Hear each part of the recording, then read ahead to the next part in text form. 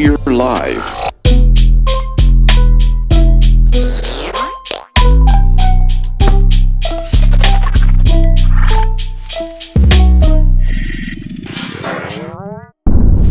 That's paint.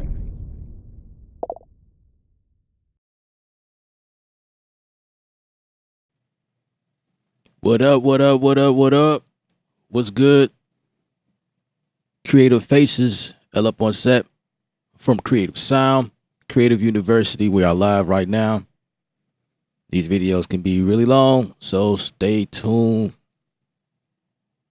Grab your popcorn or order some popcorn. I don't know. Do what you do. Make your sandwich.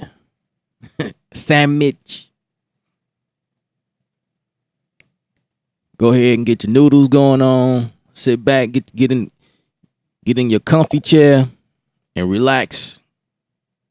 Some people follow along, that's cool too. But we were in Studio One a little earlier today, and I just decided to just keep it going since Studio One is up right now. I was working in this track. I'm finally done with this mix that I've been working on, and it's just a lot of things I like about Studio One in terms of mix, that is, anyway. So why not just make a beat since that's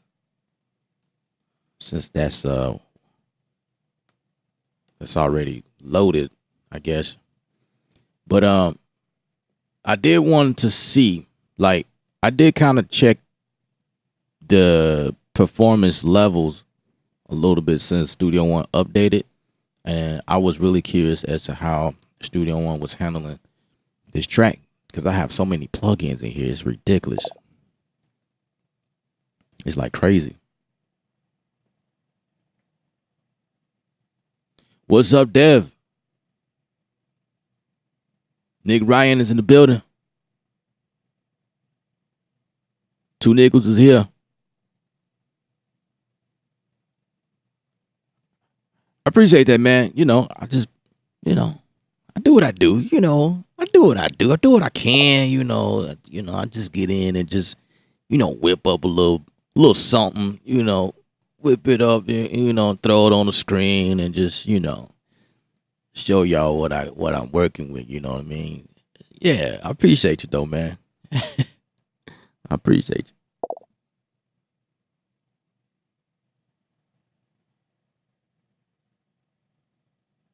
Oh snap! You just got Studio One today. Ooh, welcome to the team. Welcome to the family, Nick.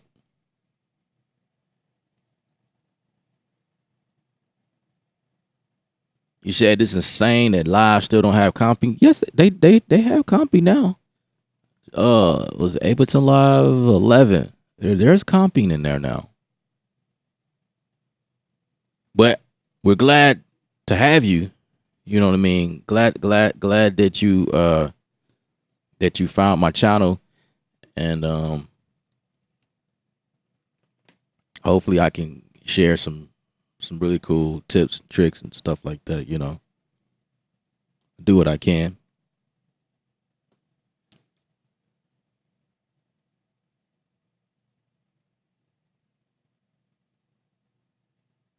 So I have a Discord channel for you guys that don't know. It's creativeview.art. I'm sorry. That's the what I just mentioned was the name of the university that I have. Which, by the way, while we on that subject, I have courses that I do in Studio One, courses I did in machine, courses, some of everything. I try to hit every topic. I still got stuff I'm uploading. Yeah. Right now there's a sale I have running. Grab 2 courses for $54 because each course is $44. So instead of paying $88, you can grab 2 at $54. And I just released my new guitar pack like a couple weeks back. So that's also something, if you guys are interested in that. The links are in the description of the video.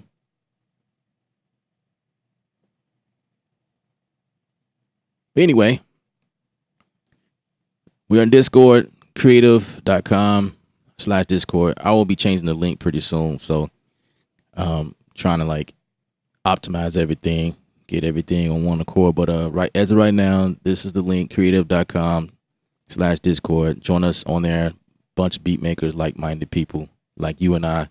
We're on there discussing like a million topics. You know what I mean? It's like a beat club for beat makers. So look forward to meeting you, talking with you there. That whole thing.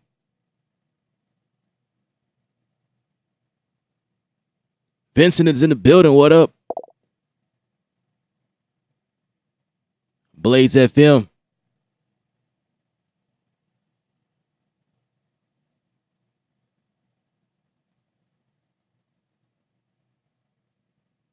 Is it possible that you can make a beat in performer mode like you can in Ableton Session View? Ableton's clip launch? I don't think so. I think the live portion, or should I say the show version, I don't think you can make beats in there. That's what this side of Studio One is for, when you can do that type of stuff. I think the show page is just for doing stuff live. You know what I'm saying? Setting up, arranging your tracks or whatever. But the cool thing is that when you make your beat on this side, then you can send it to the project. You can send it to the show page. So that's the really cool thing about how everything is integrated really nicely. So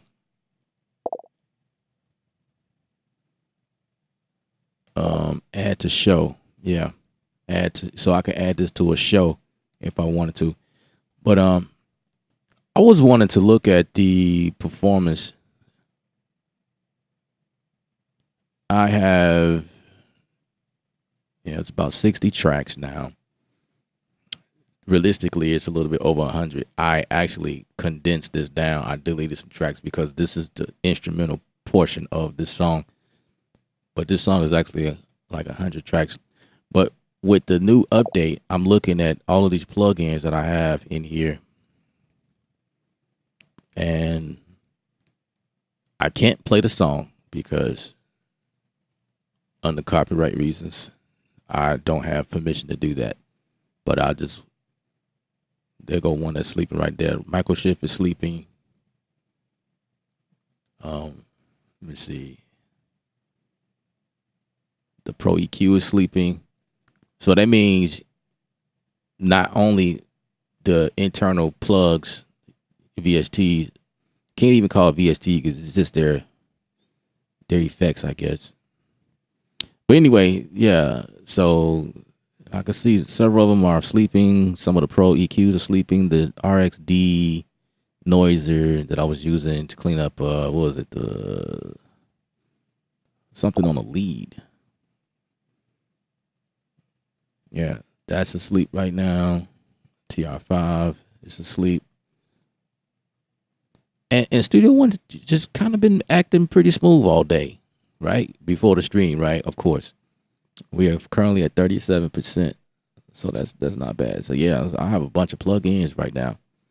And Studio One has been acting pretty decent. No issues. It's Studio One is cool.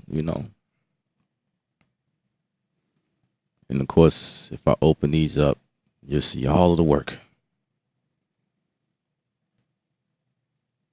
Everything comes alive. Boom.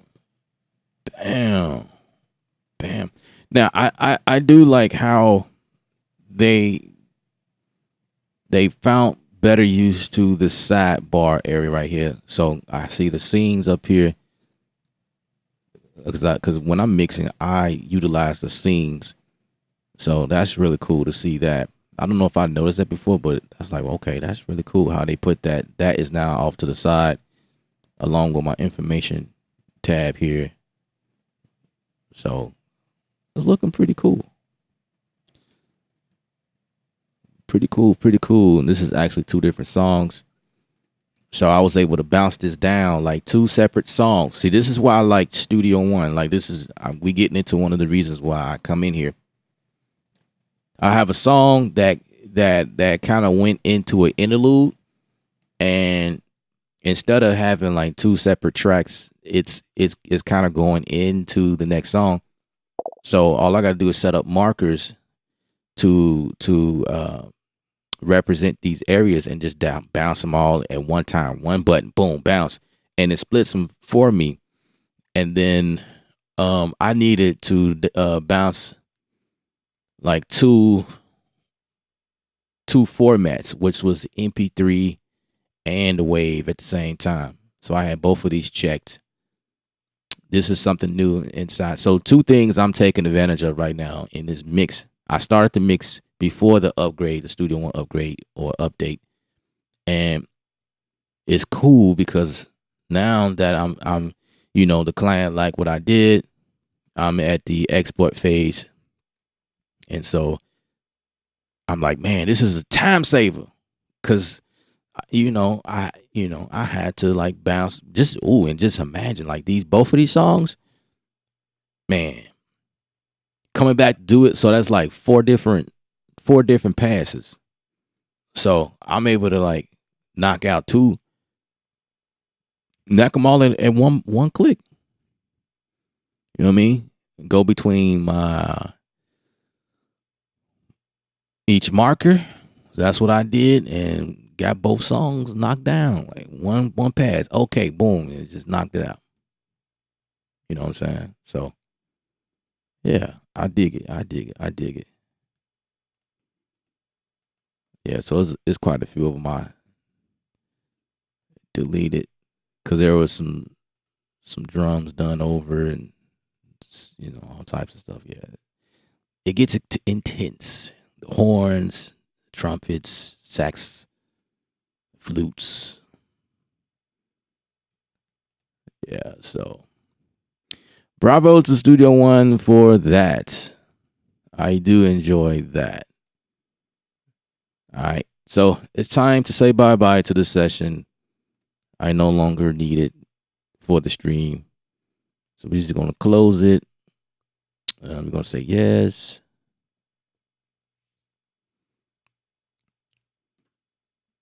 Cool. We're going to start with a fresh new song.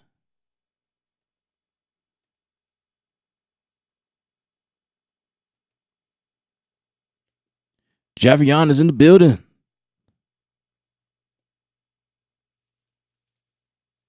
E Hall is here. So what up, bro? Does the vocal mixing course focus on mixing rap vocals from start to finish, including basic master processing? Okay, so in the vocal course, there is not. r- Um, is he rapping? He might be rapping. I don't know, but I think it's an R&B song. I ain't heard that song in a while, so I can't remember. But um, there it's not is no one rapping in there, but yeah, it's definitely I take you from start to finish. What I do is I share vocal techniques in that course, like how far to be away from the mic, what levels to look out for.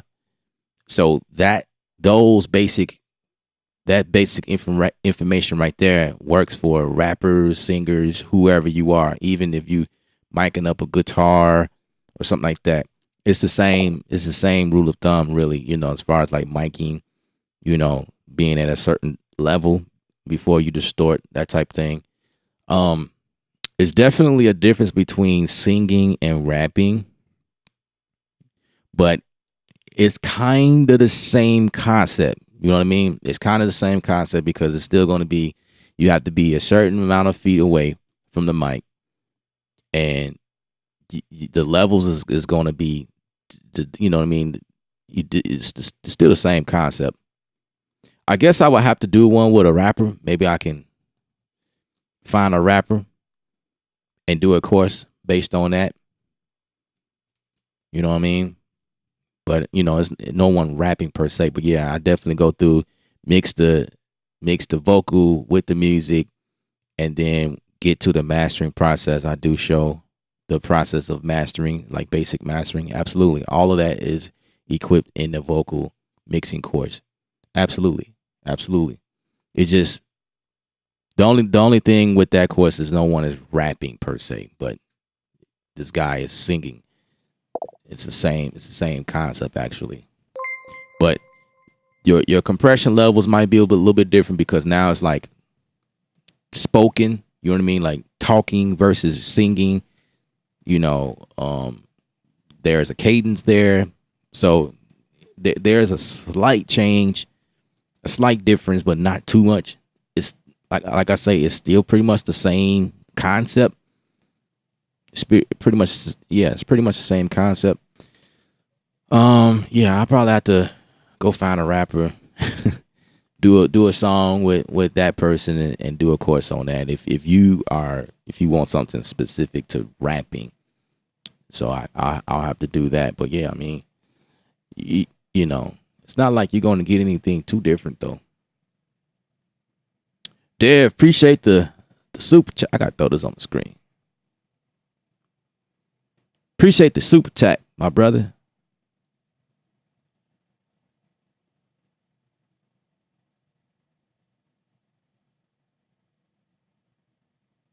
How am I liking the clip game? I'm I'm loving it.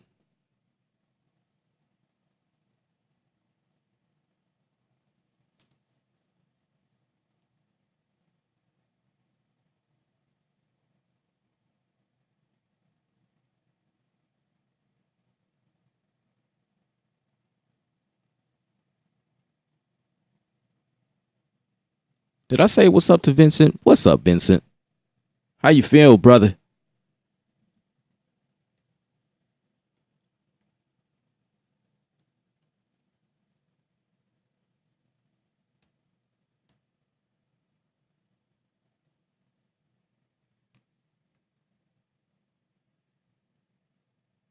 Yeah, E Hall, no problem, no problem. And the other thing is, when you if you find what I said, if that convinced you and you go ahead and buy the course, you can always hit me up. You know what I mean? You it's like you bought the course and then you have access to set up an appointment with me, and I can like show you some things or whatever. If I didn't touch on something you were looking for, or you have questions about something I said in the course, you know, you can definitely set up a one-on-one with me, and we can go further. So it's not like when you buy the course, I disappear. I'm here. I'm here. I'm definitely here to help. And that's just what it is. I need to find a cool place to save this song right quick. Yeah, how about that? How about right up in there?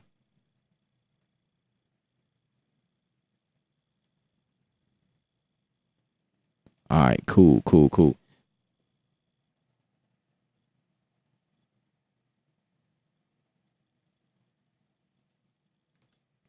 Yeah, but in the future, I think I'll do one with a rapper, how to mix rapper vocals.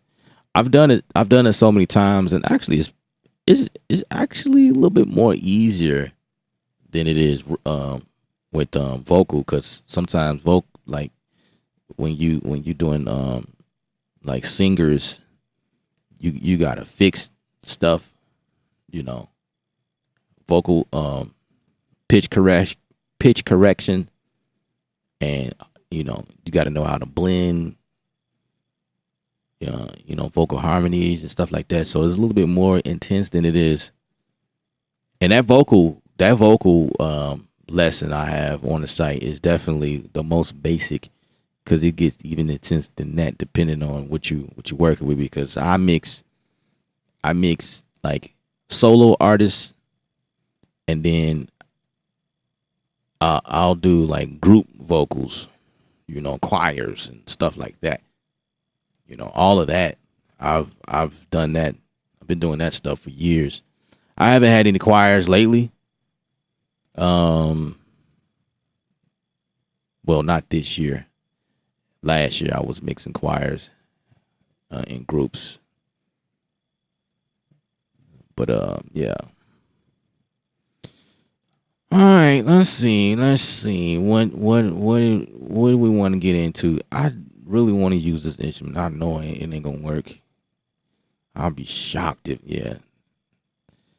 Refresh now. I'm gonna let this refresh. This may take a while.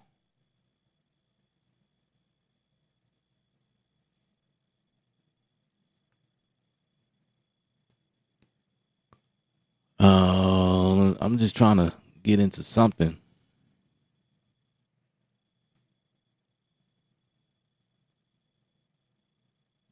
Oh, it wants me to reload my DAW. I don't want to reload the DAW now. Can you do something else for me? Can you work with me? Can you just work with me? Let's remove it, and I'll see if anything. Nope. Please and reinstall the plugin. Dang. Man, okay. Well, we won't be using that one. Remove. Silk. This might not work either, because it just might work.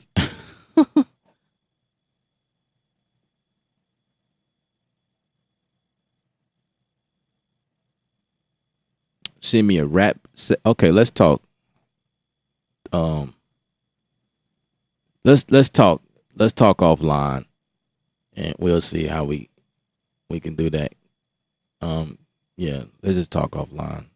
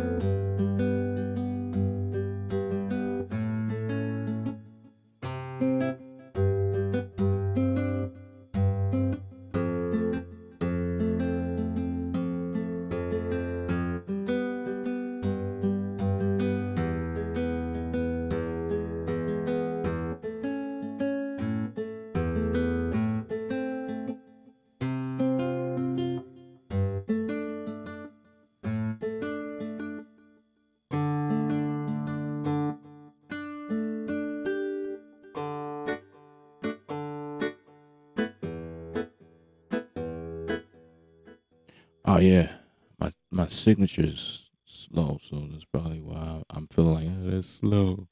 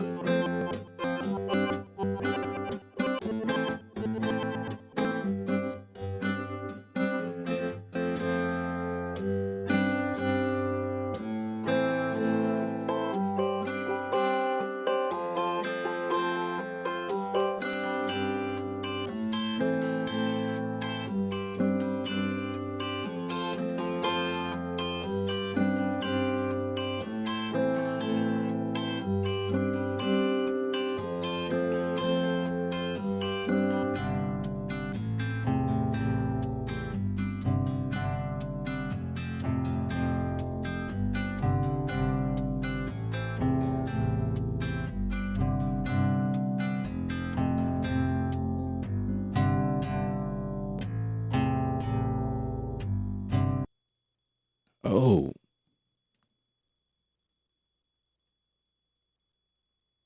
okay.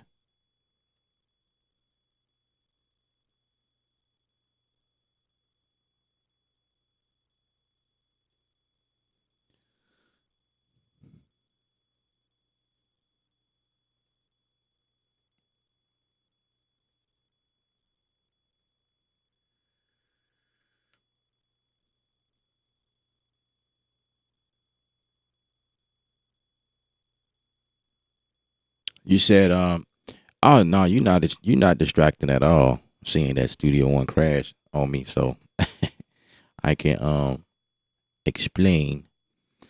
Um, so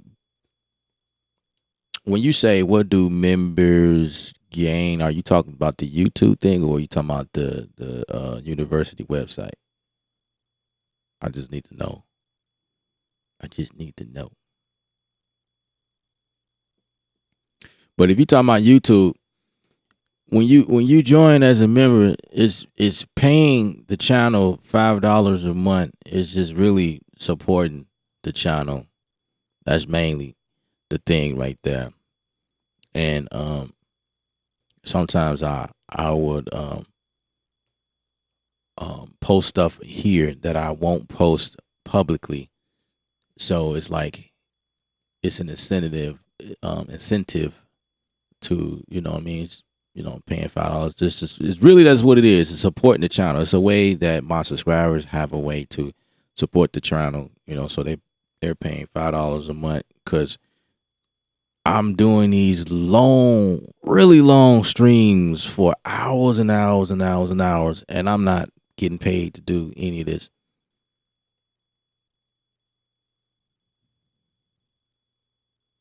So it's just that's really the benefit. Um, that's really the benefit. That's what it is. Um, okay. So since my song failed on me, I was getting in the groove, so I need to find where it is. We gotta find where it is. Cause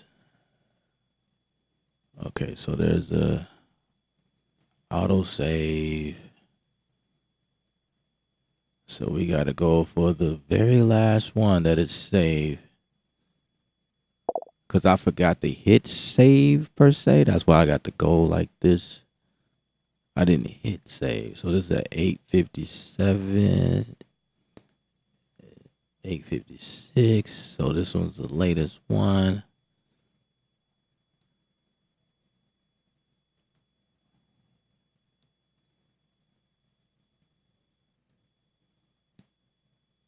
That's interesting. So it didn't save the. Huh. Well, Studio One did not save my work. It's yeah, that's horrible. Let's see. Do I remember what I did? I might want to do something else. Yeah, it just yeah.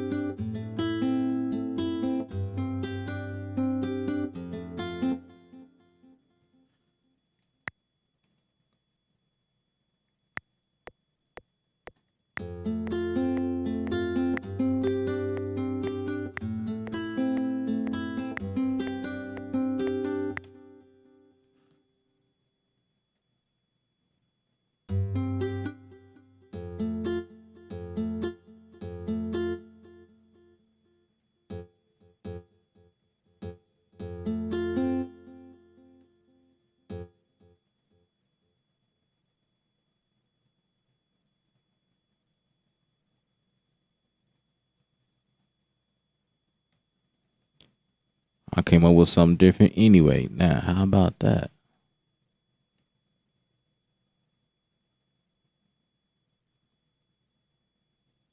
How about that? I didn't get too far anyway to dedicate to it, so I'm okay. I ain't tripping.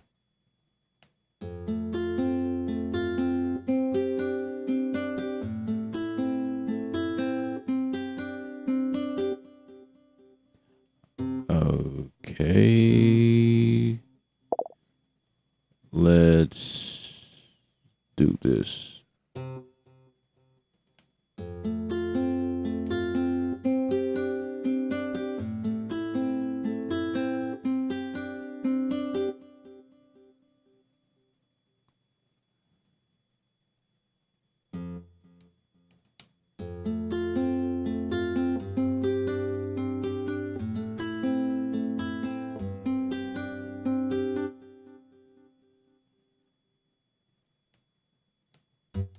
I wonder why it does that.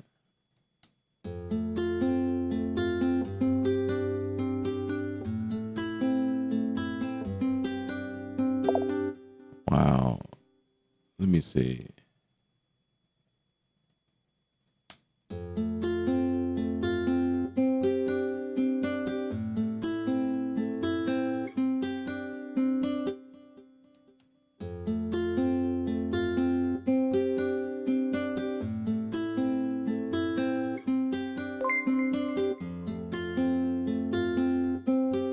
I want those notes in there, man. I want the bass in there. What's up with the bass? Why is it treating me like I'm a stepchild, man?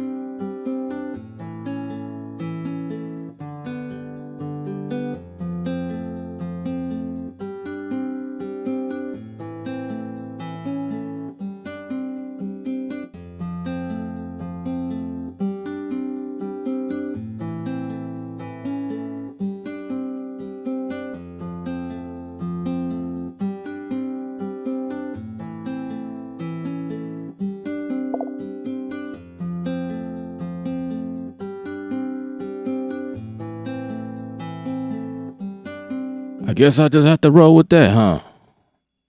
I really wanted the bass.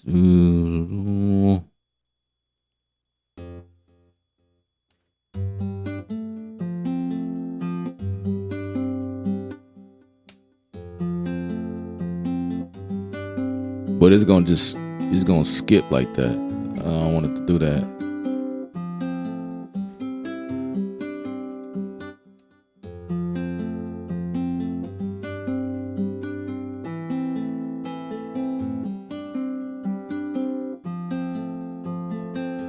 Yeah, they need to update this instrument.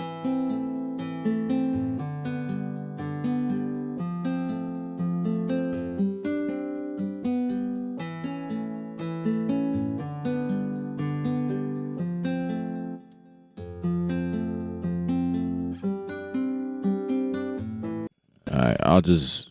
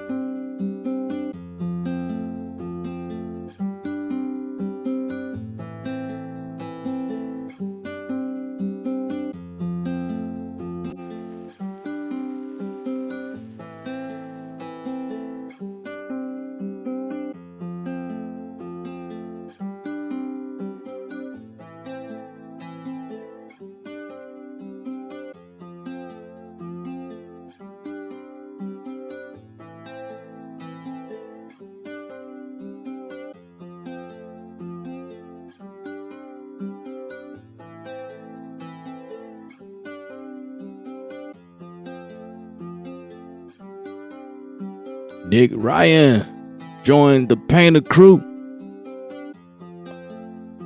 Appreciate you.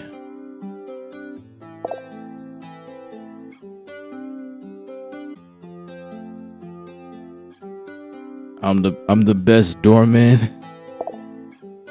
The best do man. What does that mean?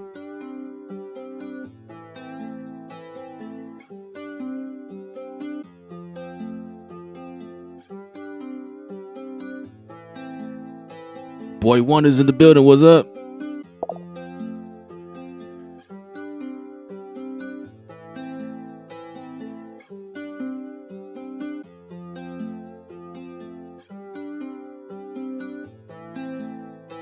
Spaces is in the building. Welcome Spaces to the Paint crew. Where you been, boy?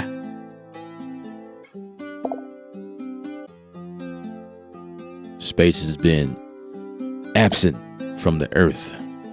He just returned from the ethers. What up, bro?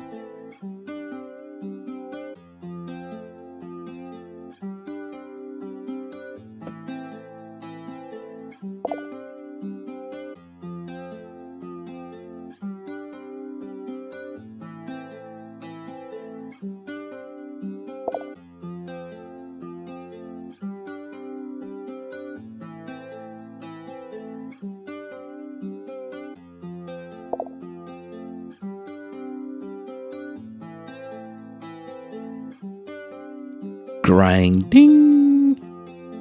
Absolutely. That's a great thing.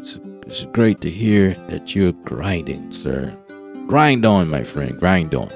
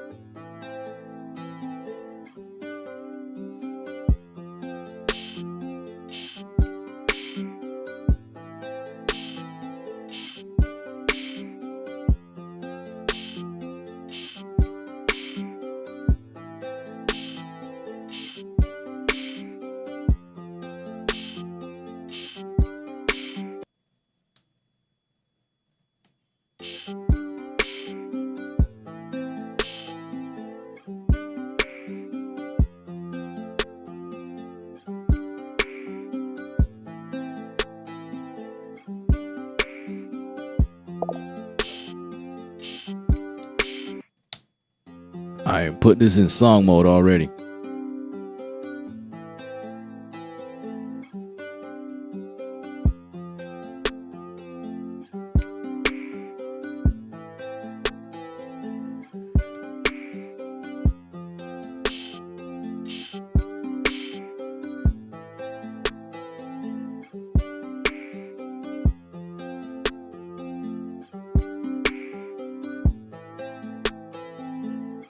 Save. Remember to save your work.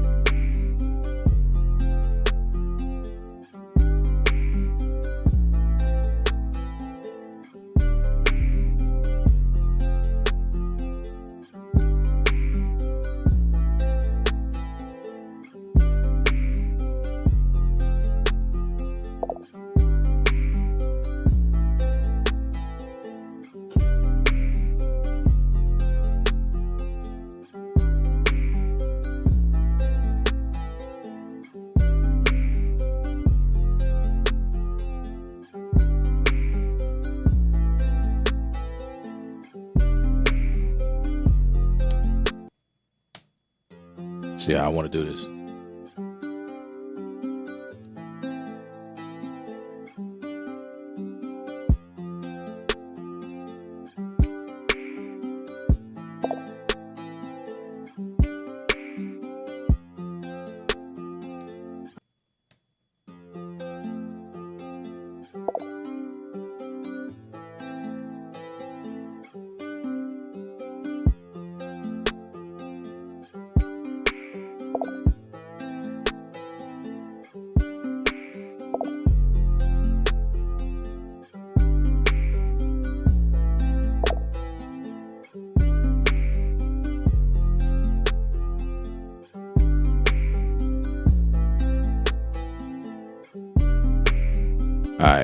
think I know how I want to do this.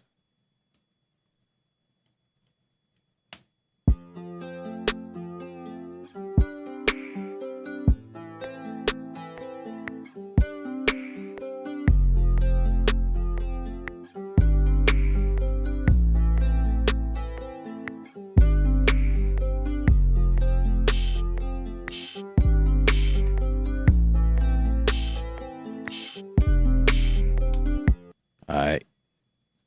Because this part right here is going to be the hook. Right there.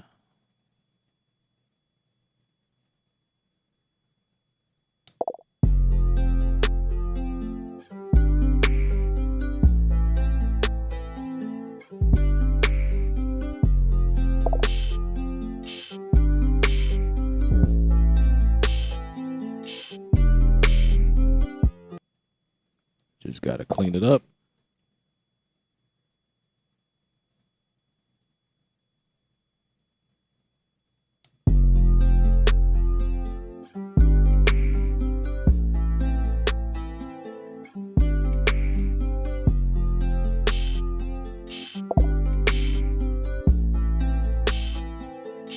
All right, I'm gonna duplicate this because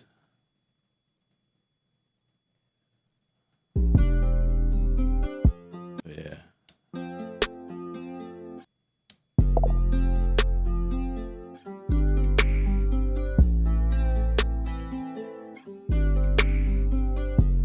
Oh snap! I thought I duplicated the version 1. Oh, so let's go back to version 2.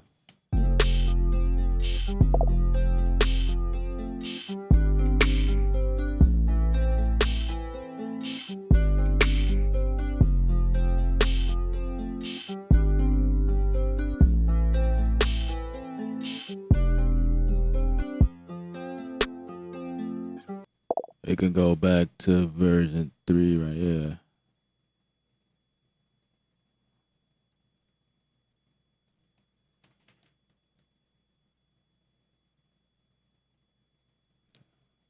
Yeah.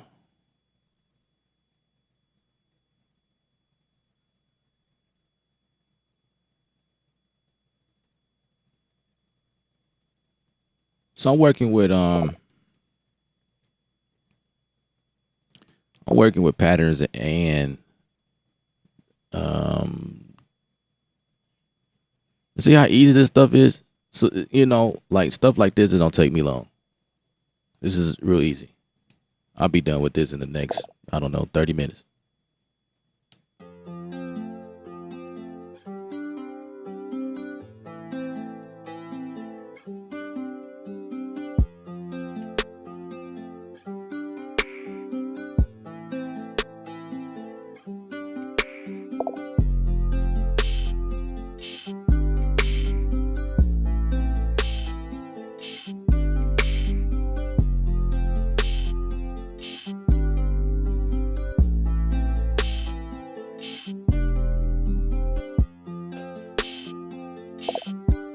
Oh, okay.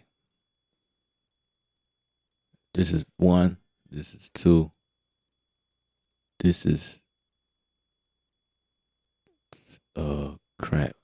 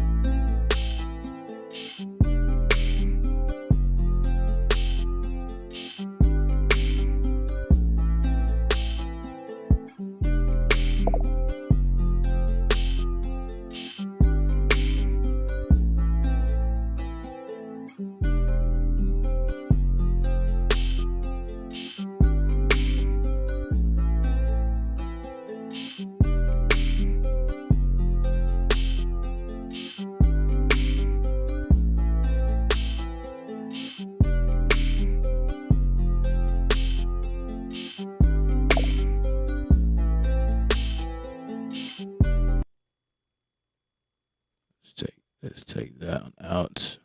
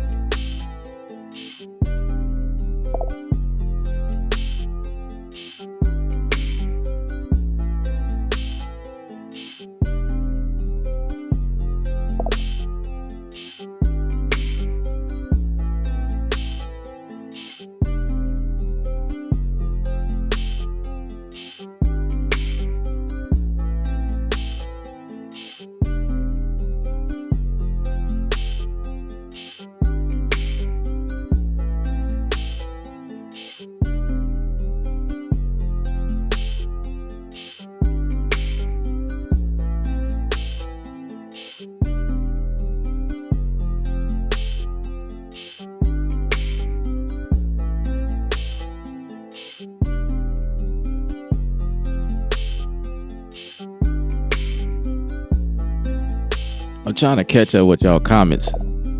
Y'all comments are very interesting. What are y'all talking about? What are y'all talking about? What you talking about, Willis? What you talking about, Willis?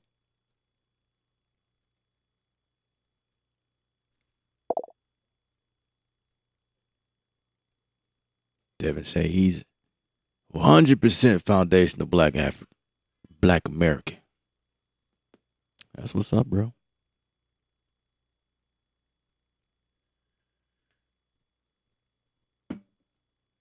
I might identify myself different from that.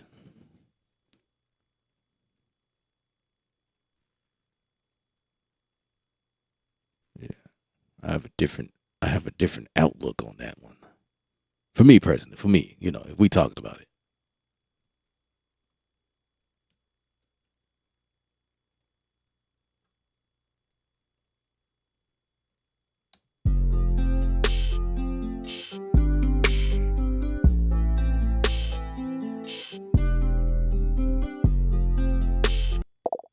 I need a hi-hat. Like a really cool hi-hat.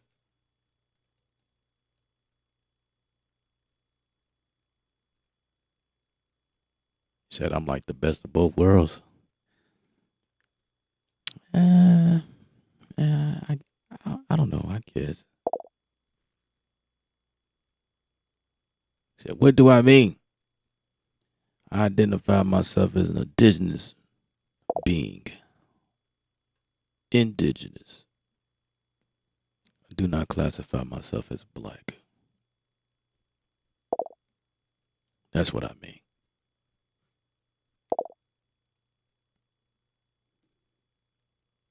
Indigenous. I am a celestial being. That's what I identify myself.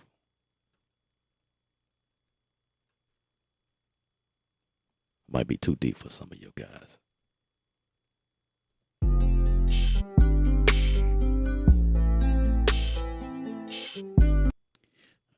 Cause black is just a color. It's a status. It's a status of one's person, which means anybody can be black. Where's my hi-hat?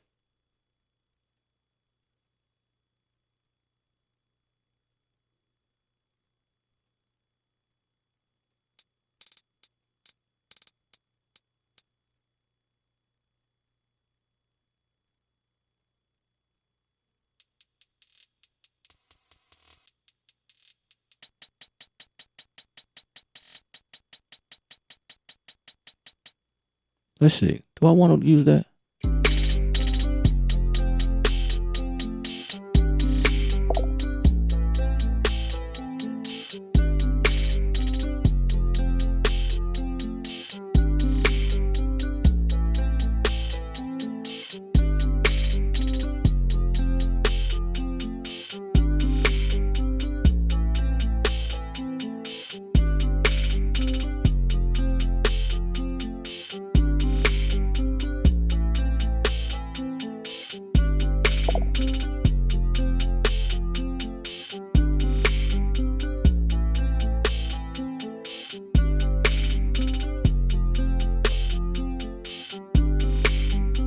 Aha, Devin. Okay, brother. All right, brother.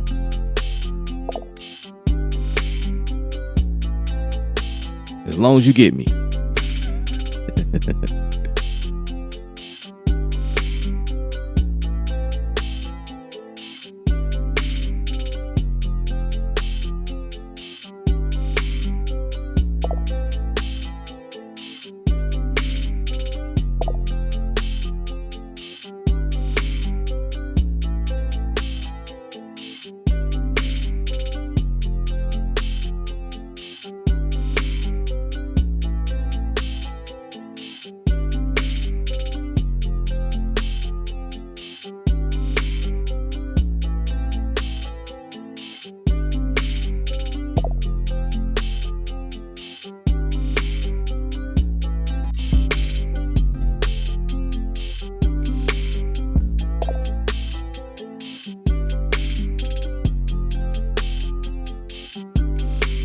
Yeah, let's make it faster.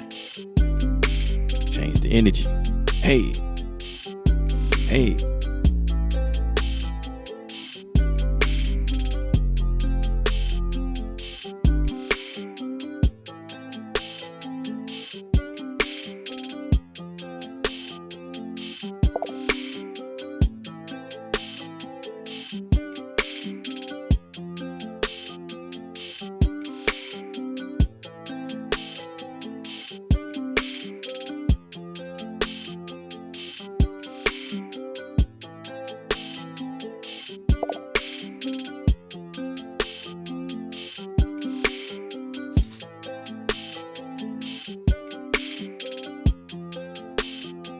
I want to do something different with that. I don't know.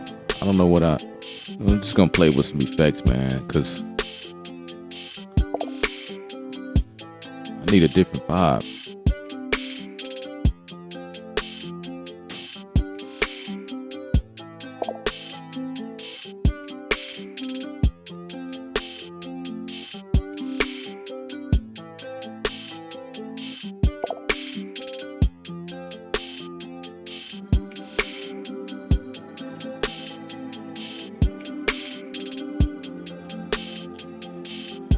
Did you was that a prediction? Did you guys suspect I would speed it up? That's funny.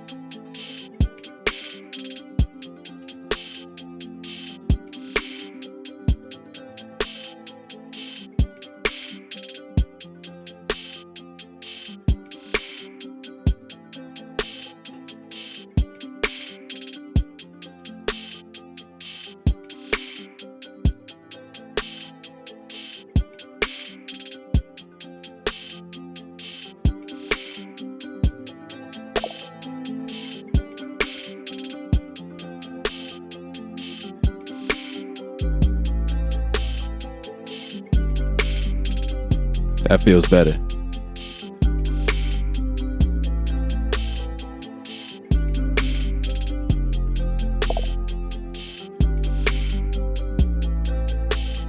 First of all, let's normalize this joint.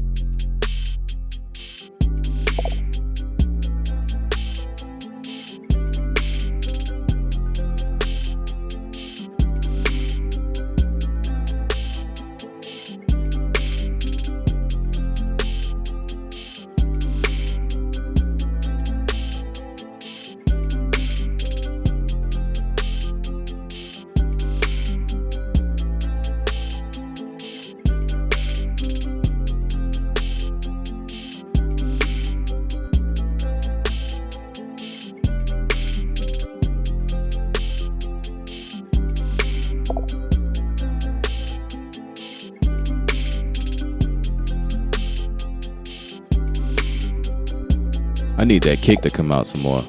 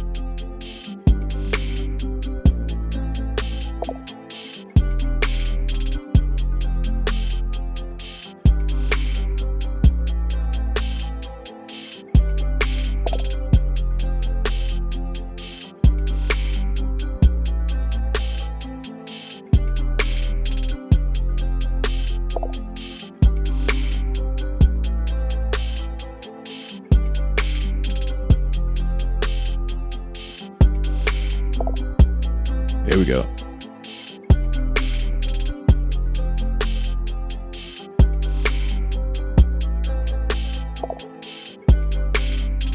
Let's get some compression on that bass.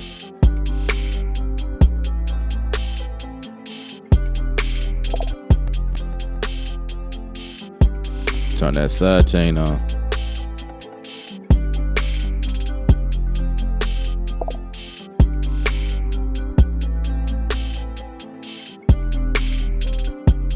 Yeah, I like that.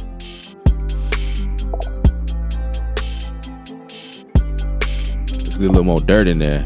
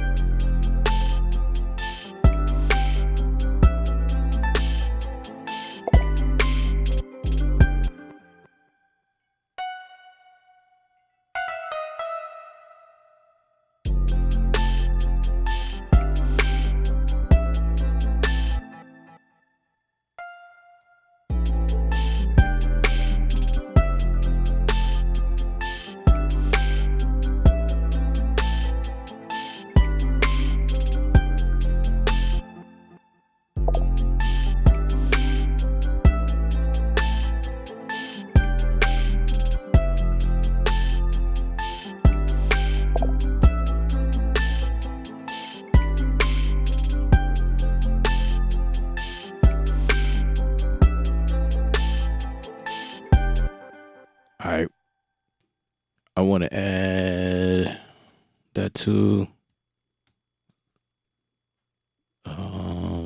more reverb. I'm gonna send that.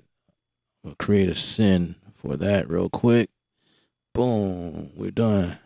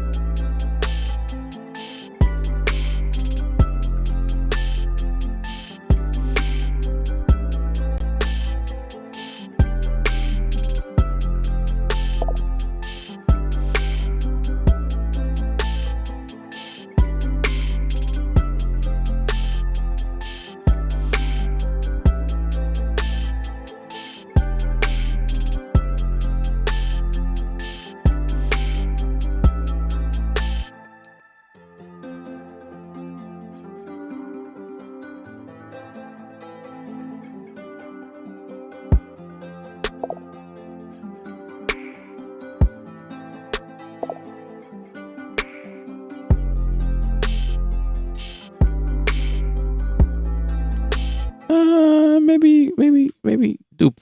I feel like it's too short now.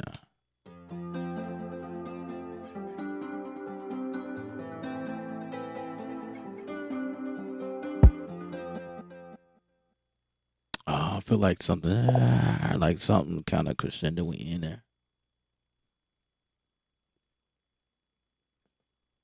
Kari, what up?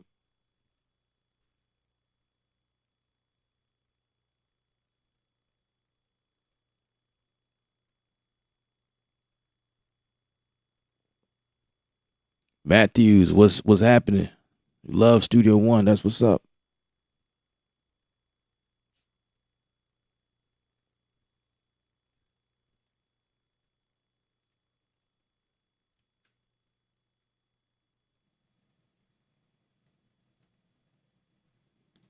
Let's see what happens with Arcade. Hopefully, I paid my bill. Okay, I paid my bill. All right.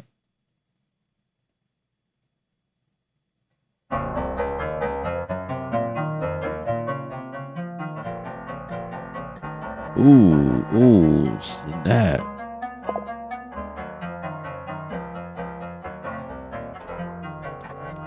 I hear it already. But I'm not gonna lose focus. I'll never hurt you, want you to myself. Ooh, Let's get this vocal in here. Let's get that vocal in there. Let's see. We're gonna come in right here.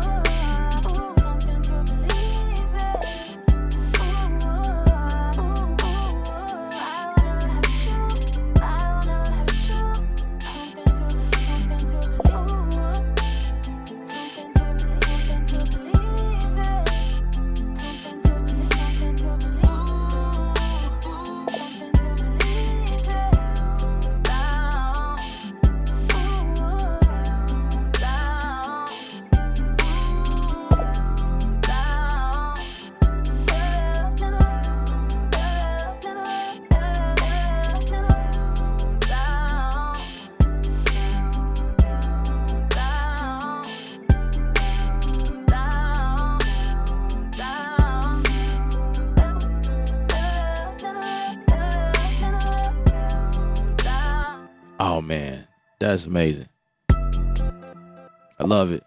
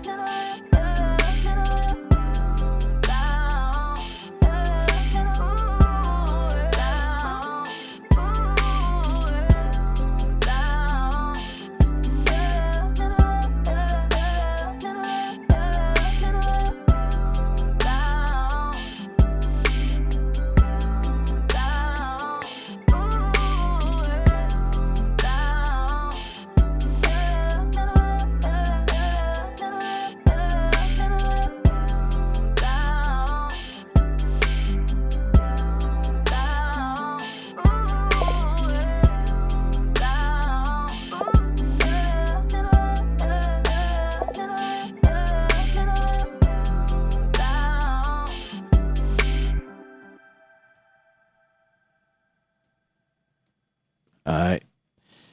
We're going to commit to that. And now we're going to send this off to some reverb. Yeah.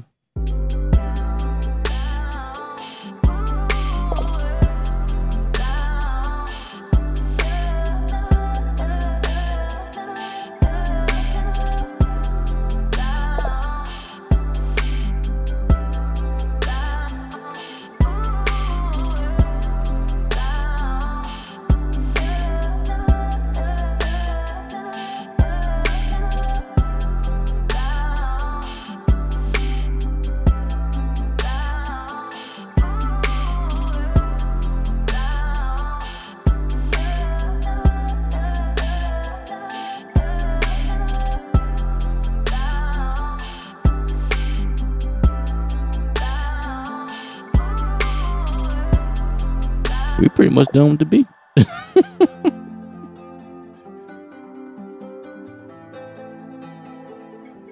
I do want to fix those guitars though.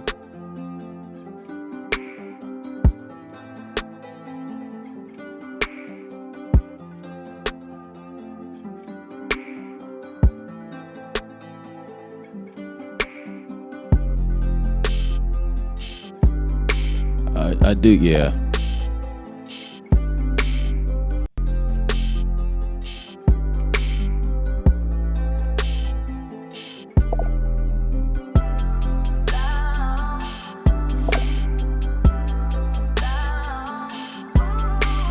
All right. So I'm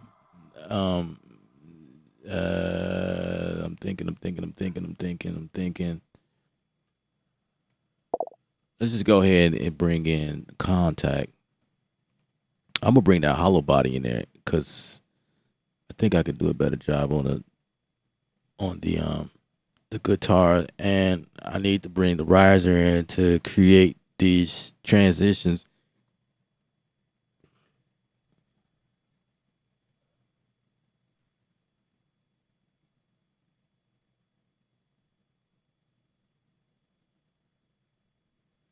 Yeah, Mello. Very simple. Like there don't need to be much. Like this is straight to the point. Like I can't hear anything else to put on here. Just maybe, fix up stuff here and there. Um I do want to put I may add other stuff like later on, like when I, build out the track. But let me put this rise on here right quick because this is what's going to help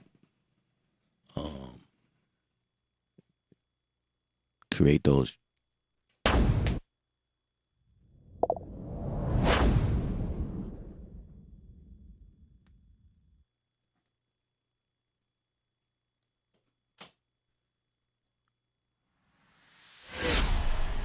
Man, that's just way too powerful. Let me back up. Lifters? No. Maybe something smooth. Smooth from afar. That is kind of smooth though. I ain't gonna lie. How about Hazy Blade? No, that's not smooth at all. No sirens. Smooth swirl. Let's see.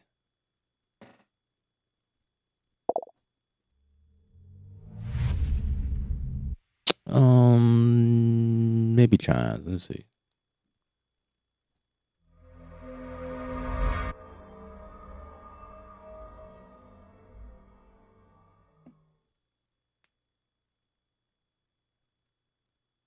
You said a freelance engineer can't tell you how painful getting mixes with just producers trying to do too much.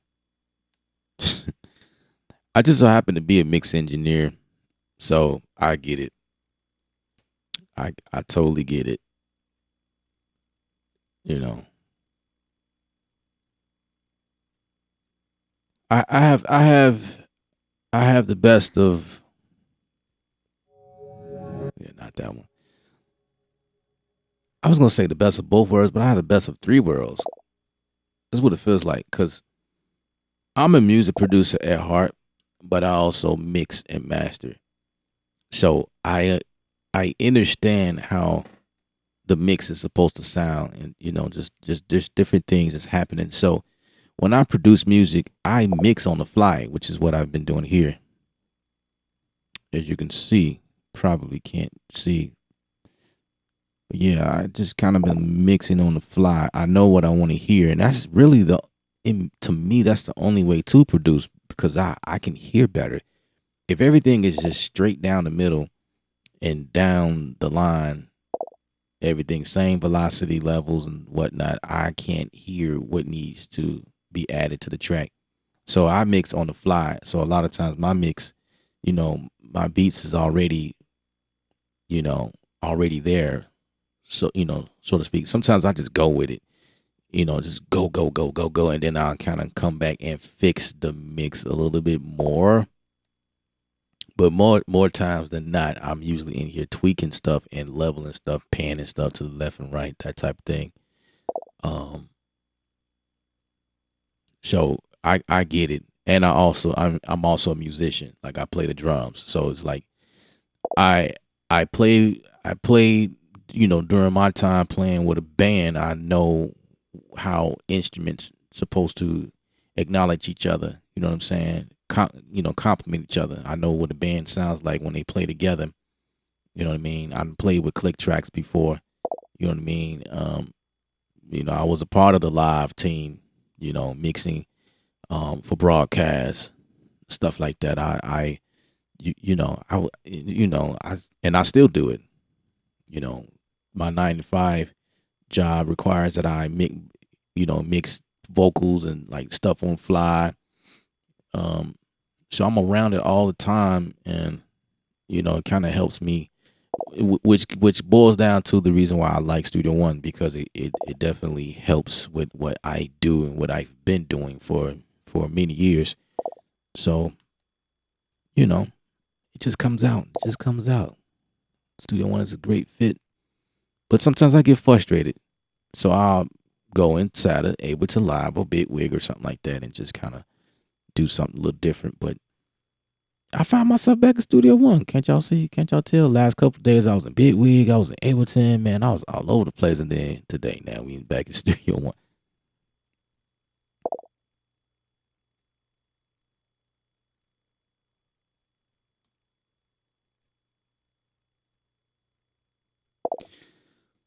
All right, well, let's fix. And then it helps. Just being in the game for a very long time, I listen. I am a student as well.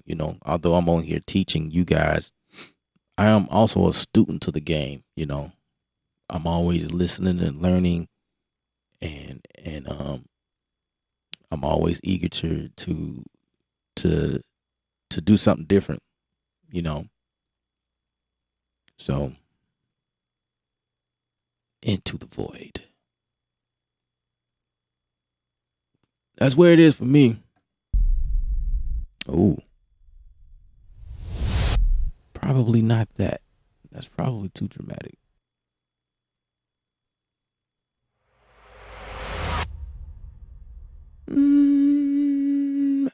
I don't know. I don't know. Let's see. That might work. I don't know.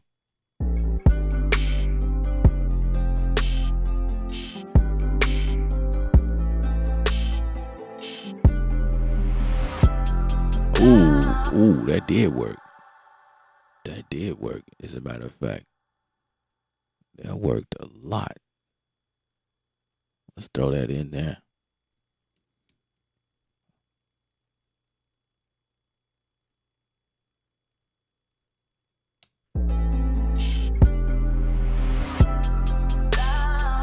Yeah. Heck yeah. Heck yeah. All right. So we got that one. Save.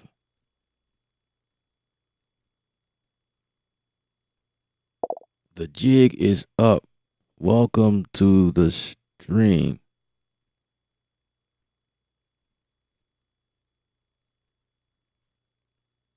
You said Ableton is ugly. I seen that comment. You just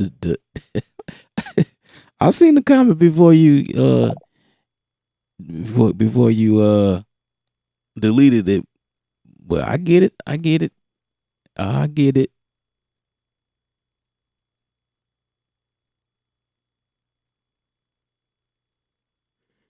Is that Ableton is ugly?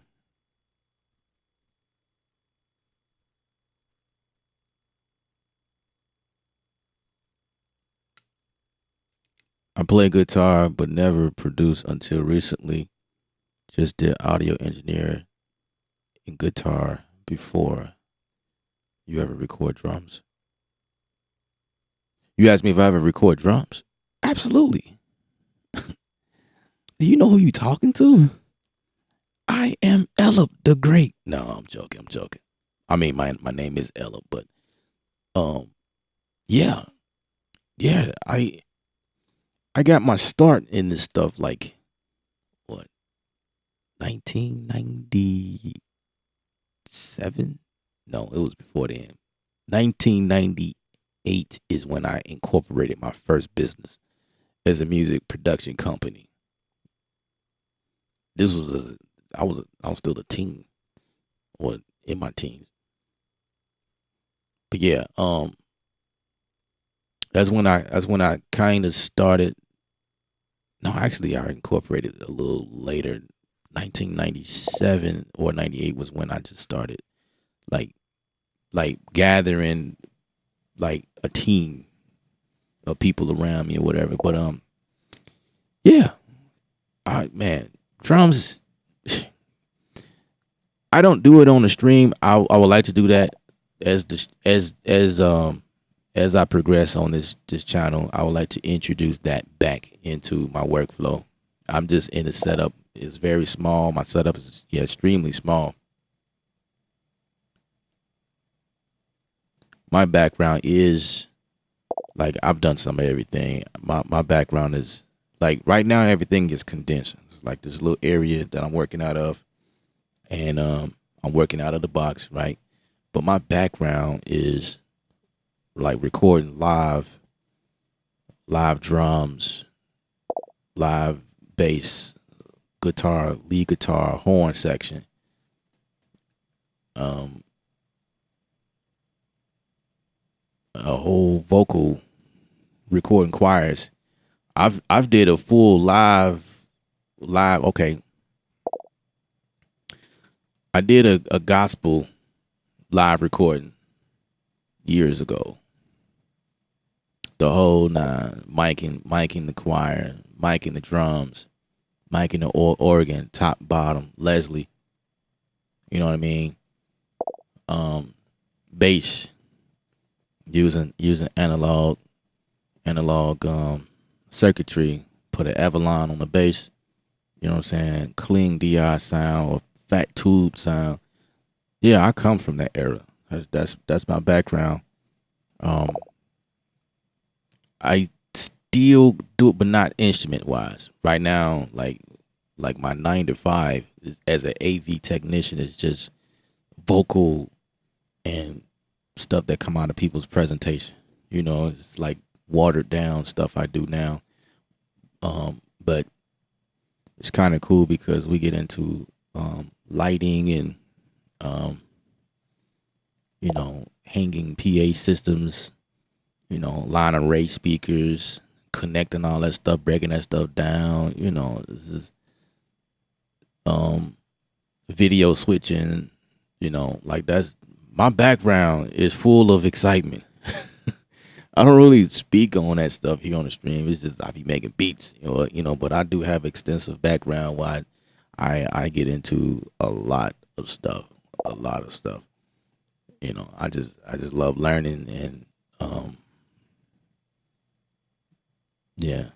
I became one of the supervisors on my job for stuff like that, where I am in charge of getting that stuff together, putting qualified people in play, or recognizing qualified people, building light trees and hanging that stuff up on truss in the air and stuff like that. It's a lot of stuff I do.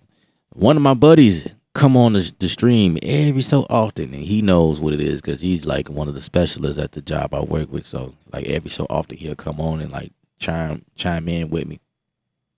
But yeah, drums is nothing, And because I'm a drummer, I know how I want my drums to sound. So people used to come to me to record drums. This was my setup in Chicago before I moved to Texas. Yeah, this is my background. So that's nothing.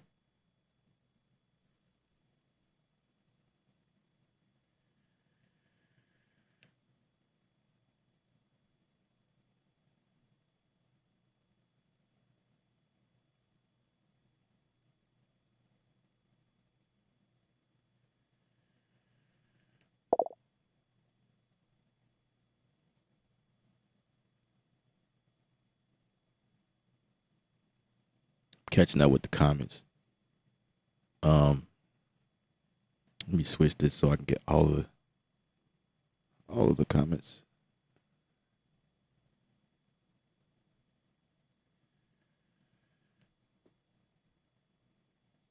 But yeah, but with all that said, music production is my passion.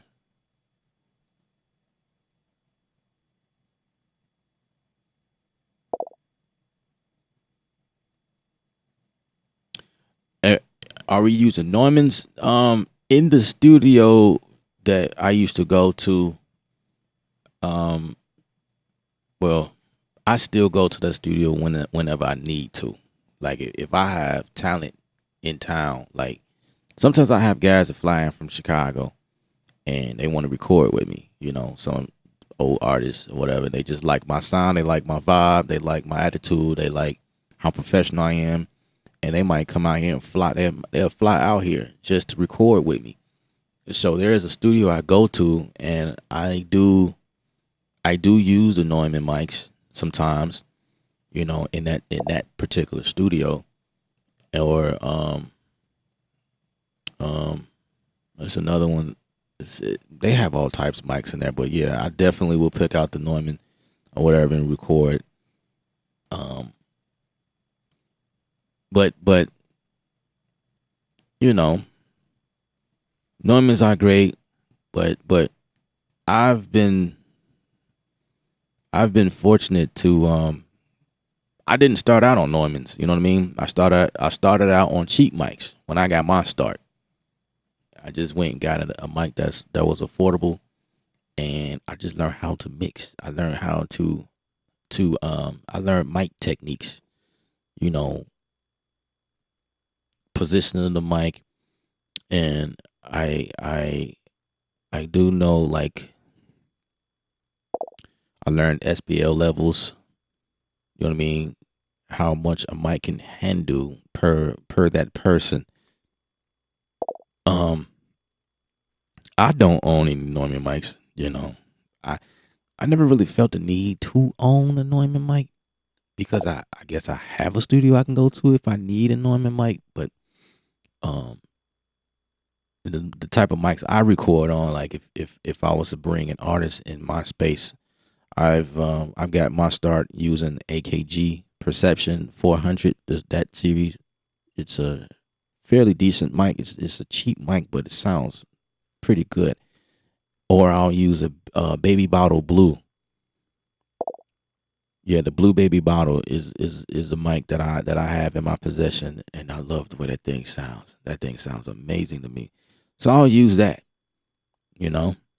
And then, I picked up a couple of mics along the way. Like I'll have I've used the Rode NT mic several times, tube mic. It's all right. I think the one that I have, the tube on there is noisy. May need to be replaced or whatever.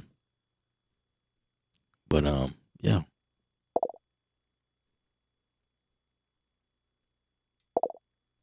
I use the SM757s on drums. I like them best on drums. They're amazing. I love how those things are built like tanks, and the way that they're designed, man, it's amazing. Like I really love it on a snare. If anything else, I would definitely like, yeah.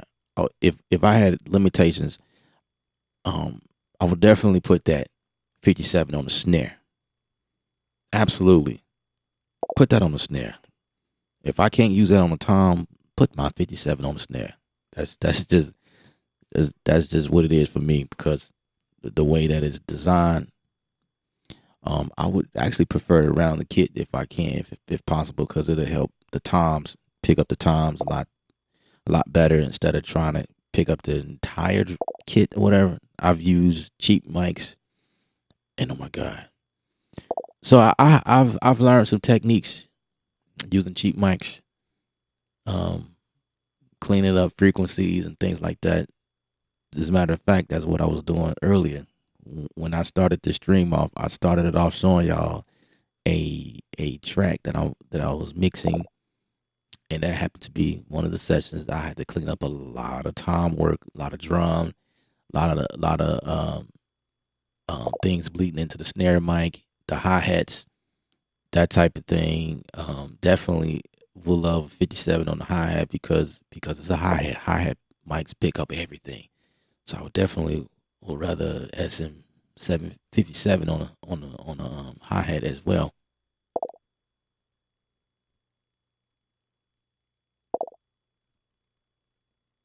Do I mic the top and bottom on the toms? No, I don't. Some people do. I don't. I'm fine with miking just the top, and I prefer drums with coated heads. I think they sound totally better because it picks up the the stick. And by the way, I prefer wooden tips. Don't come in my studio with no nylon tips. Don't do that. No. But yeah, the way that the wooden tip of the stick hit the coated head, and just the way that it handles the ring. That's the first problem. The ring of the toms, and just the quality, the tone of the drum when it has coated heads. To me, I like it better. Nothing against the clear coats, but I like the coated. I feel like the coated heads work better for studio session. You know what I mean? That's just my opinion. My kit right now has coated heads, and it was like, to me, it was like night and day. When I bought my kit, I have a Pearl Export. I bought it with clear heads. And it was like a trap kit. I was traveling, doing, little gigs, little music sets here and there, live sets here and there. But when I stopped doing that, I was using my drums to record. I replaced them with coated heads, and it was like, man, it sounds so amazing. It sounds really amazing. I can't wait to get back to that.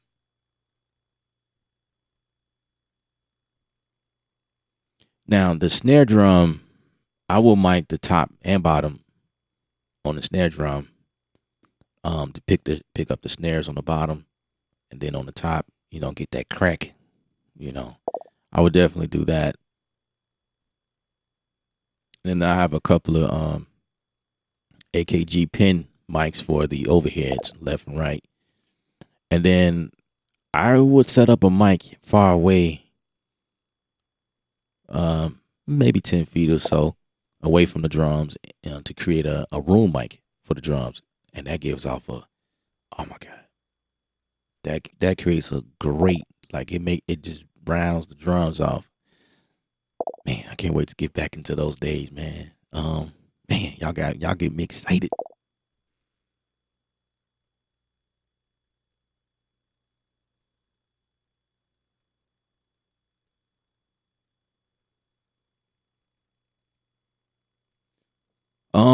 I know, as of right now, NI has been very quiet in terms of any hardware. I don't know anything coming out, you know, soon.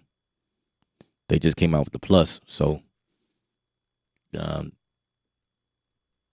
that's about it. That's about the closest it gets right now.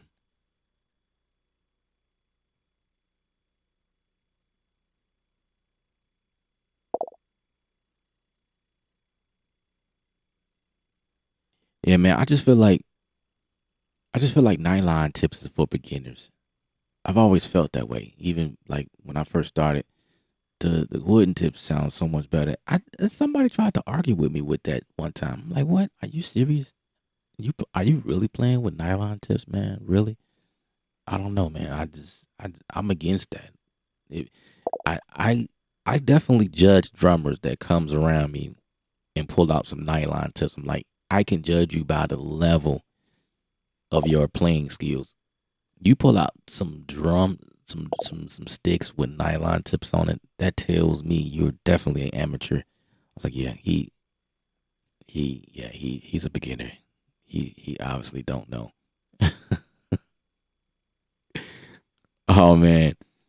And then those drum sets are set up with the cymbals, the crash cymbals that look like ride cymbals. I might be talking over some of you guys' head.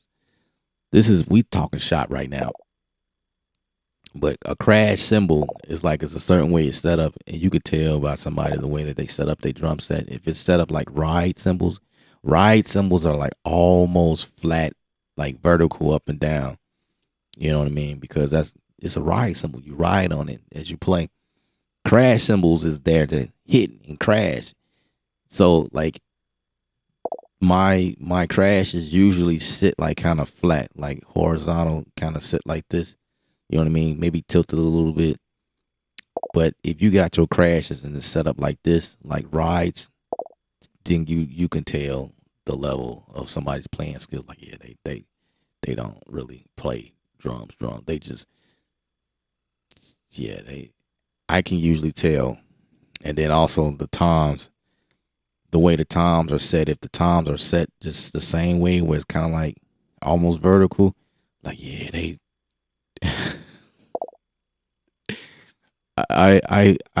Yeah, you can definitely tell, somebody's skill level just by the way certain things are set up. Um, yeah, I'm probably bad, but I already judge you when I walked in the room. Like, yep, there is there amateur person here. I can, yeah.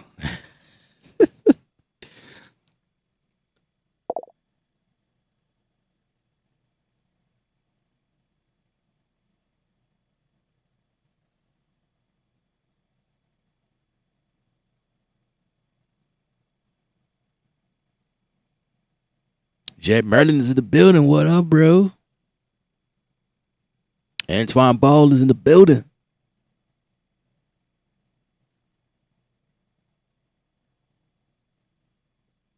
Indeed. Said Cody heads are just so warm and full. Absolutely. He know the vibes. I don't know.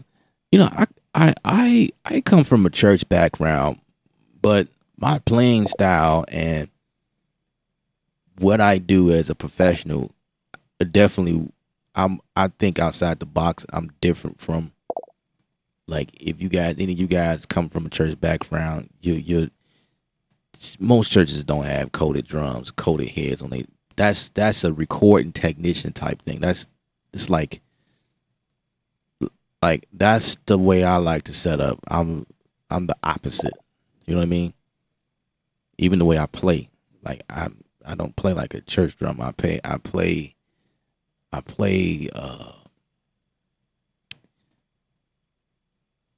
I'm more interested in placement. You know what I mean? Like, I'm a pocket drummer, and I'm more interested in tasteful placements. You know what I mean? Like, you know, the church drummers, they try to chop the song away. You know, it's they turned it into a solo. You know what I mean? Like, bro, calm down. Just play the song. Play the song simple, simplicity. But they get excited and they want to chop your head off and do all the tricks in the bag. And it's like, on the recording, that shit ain't gonna fly. Real talk. You can't chop like that on the recording. You gotta play like a band. You gotta know how to play with the band. You know what I mean? You got the bass player over there rocking the groove. You gotta, as a drummer, you gotta lock in with the bass player.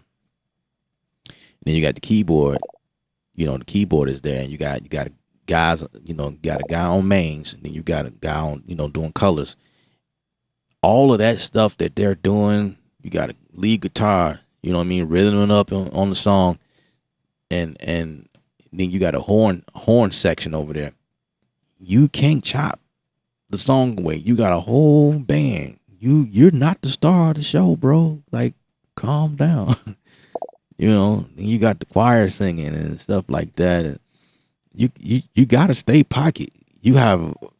There's a lot of people in line. You know what I'm saying? So I come from a professional background. I'm a perfectionist, but production is my thing, as y'all can tell.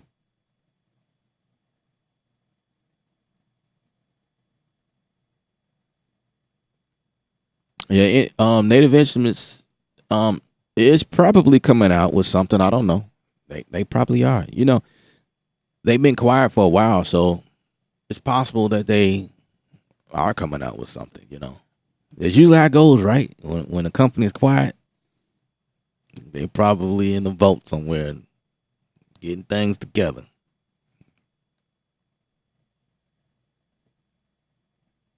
You say nylon tips are so 1980s. Yeah, and for a rock drummer, if you're a rock drummer, I don't say nothing. Y'all have your own thing. Yeah, that's a good point though. If your drums are set up like a rock drummer, but we trying to record an R&B tune, no, you can't play like that.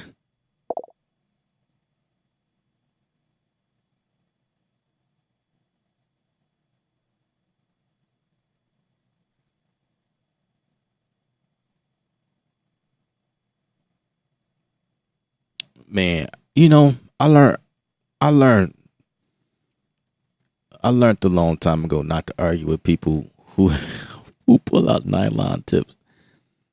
I just look at you. I was like, okay. There's a certain tone that comes from nylon tips. You just gonna ting yourself away on the drum set. Okay. That's great. Just ting ting ting your little self. And it's usually the guys, like, if you pull out nylon tips, you they're going to play the drums, especially the snare. See, I like to crack the snare. Like, when I play with power. My snare is set up a way where my stick cracks the snare, which is why I used to sometimes I used to get teased a little bit, like, man, what you been doing? You been eating on your sticks? Like my sticks, because of the wood against the rim, as it kind of surface across the middle of the snare and the rim. I like how it just, you know what I mean? Like it just cracks the snare. But guys that pull out nylon tips will hit the snare in the middle, like those type of guys. It just tap it in the middle of the snare. The guys that never had to replace their heads. See me every so often I'll have to replace my head because of the way that I crack that thing. Um yeah, that's just my style. But there's a difference. There's a difference. Yeah, like I say, man, I would love to get into that stuff in the near future. Maybe I can do some drum techniques or something.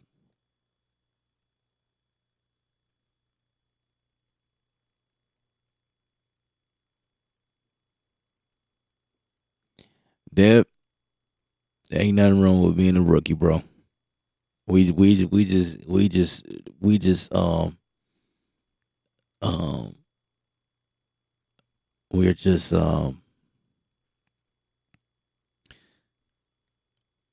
breaking it down. We're distinguishing rookies from professionals. You know what I mean? There's nothing wrong with that. I think there's definitely a time and a place for rookies in terms of playing drums on a record, on a professional record. Um, you know, music production is like, I think right now the conversation has shifted. um, but when there's a record, a professional record, um, uh, rookies are not qualified for that position. You know what I'm saying? I guess it's almost the same thing as like production too. Like, but then again, I can't say that because like I feel like there's a lot of rookie production, and man, them the ones that goes hit records. You know what I mean? So it's like me over here that's so musical. I got to dumb down and you know do like this in order to get me a hit record too. You know, from playing like this to playing like a rookie. You know, just everything is just one note. Again, nothing wrong with that. Nothing wrong with that at all. But you know, it's like on the record. It's we just having fun. Don't don't come in my presence with no nylon tips though. That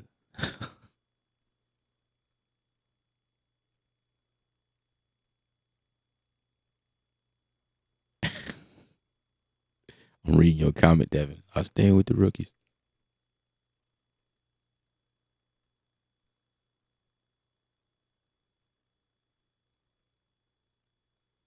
Oh man, why did you ask me this?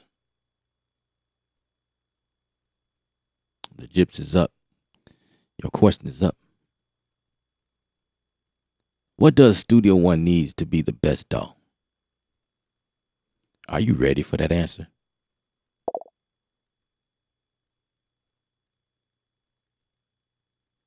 I don't think you're ready for that answer.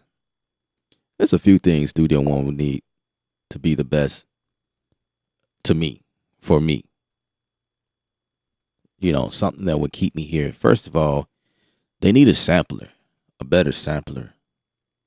And um I don't know, maybe they need to design a sample one, like a different sample one with with the the attributes of impact. You know, let's get a third one, you know. Impact is your drum machine. Sample one is your sampler, but we need a way to convert stuff like you can in Ableton, convert your pads into, you know what I mean? Like if I have a 808 bass on one of my pads, there should be a way to convert that pad over into a playable range instead of just that one pad. Like there should be a way. Even Logic got that on lock. Logic got that. Logic got that down. You know, and their little drum designer thing they got on there. I was impressed. It's like, man, Logic is serious. We don't have that ability. You know, if you want to do that, you just got to throw it in sample one, and that's it. Um, we need it. You know, I need the sampler to be serious. You know, Reason 12 came out with Mimic, and we still over here with sample one, most basic sampler. You know, need more things that we can be a little bit more creative. You know, that's what I think. They need to update the note effects. They haven't touched those since Studio One 1.0. Same design, same look, it's same basic. Is just they never touched it. So you know we need some advanced type features for all of the note effects.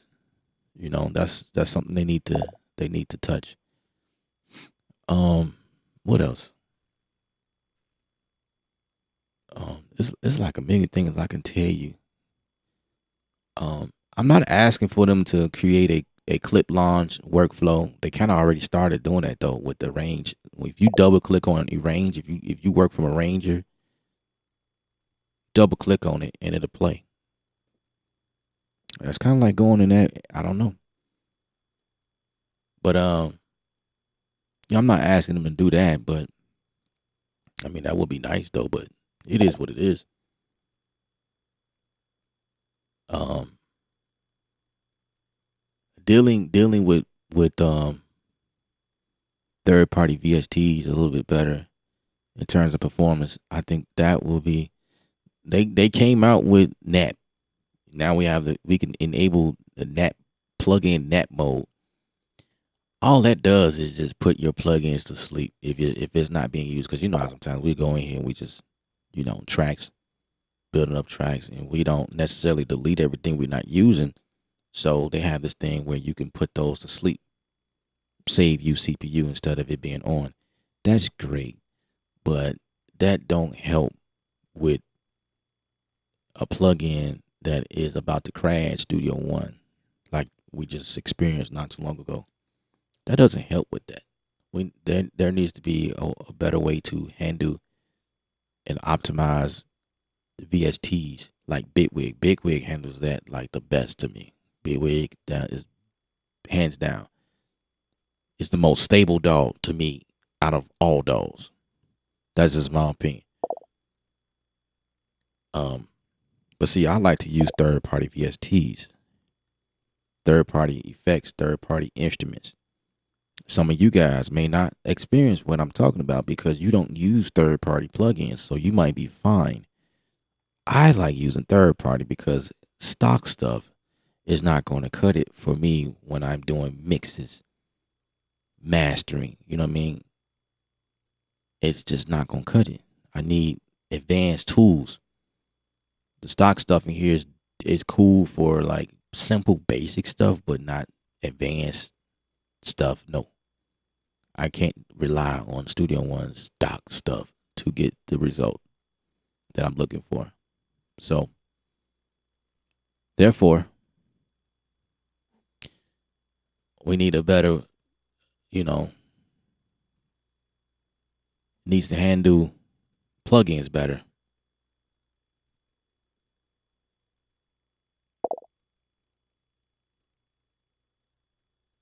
Nothing like that pocket. Absolutely.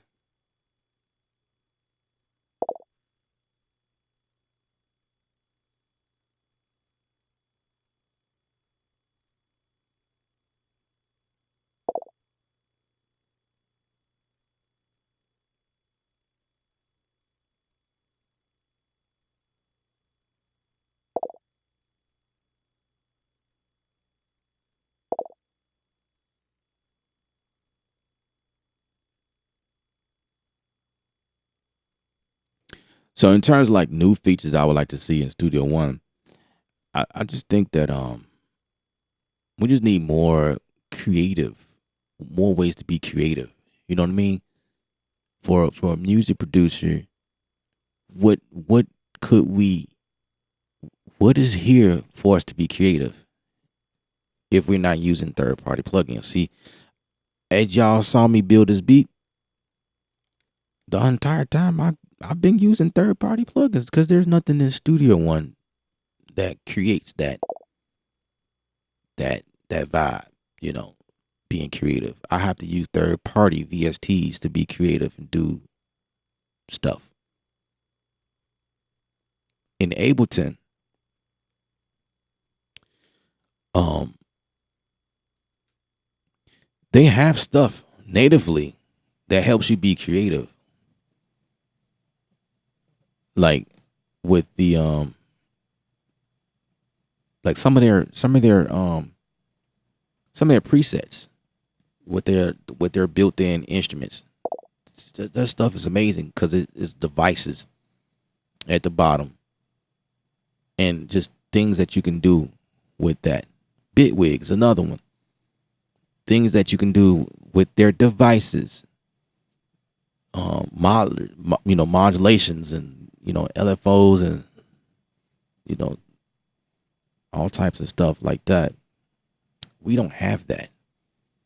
There is a LFO plugin, but that's about it. There's an auto filter that we have, but that's about it. There's not much further you going in terms of being creative. You can be creative. Absolutely, you can be creative in Studio One. I'm not saying that you can't, but me, where I am in terms of my status, what I'm looking for specifically, after playing in such dolls like Bitwig, Ableton, it's like blah blah blah blah blah, like blah, like Studio One offers no. Oh, Studio One is just a skeleton until you bring your own plugins and your own effects, your own instruments. Otherwise, you're not gonna. There's nothing in here that all of their plugins in here is just basic plugins. It's just basic dynamic. You got your EQ, you got your compressor, you got of course, you got your delay, you got your reverb. That's about it. That's it. There's no that's about it, man. I would love to see Studio One come out with more things, more ways to be creative.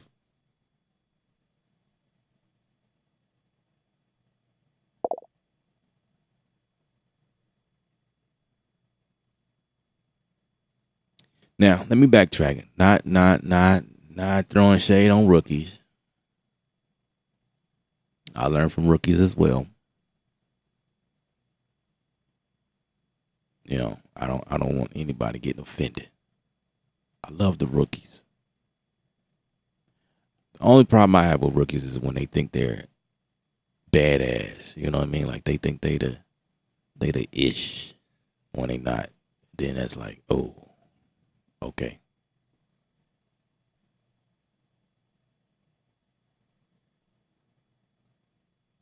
Isotope.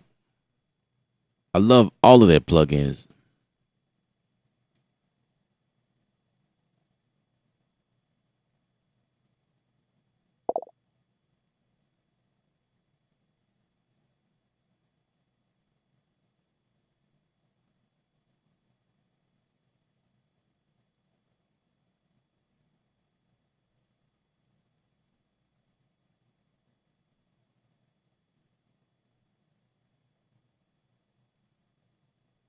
I ain't know you still hanging out spaces.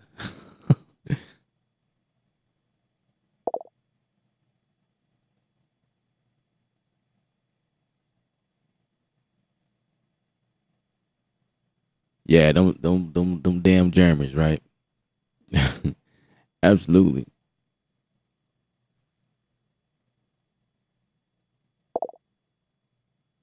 Germans are always watching. Well, I hope they watching when I say what I say. We need to amp up Studio One.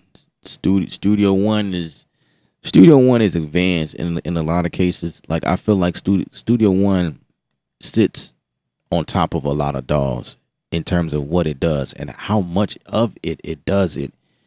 I feel like the advantage is that the fact that Studio One is you can create music in it, you can mix and master your music, and you can do live shows with it, with the new show page. And what else can you do? There's a batch converter in here. It's like you can upload to the cloud, and it's like there is a lot going on in Studio One, and I think all those things that it does in one place is what gives Studio One the edge. But when it comes to creativity, being creative, like you guys see me do here on the live streams, I get frustrated, and that's why I end up going to Ableton Live. You know what I'm saying? That's why I end up going, to places like that.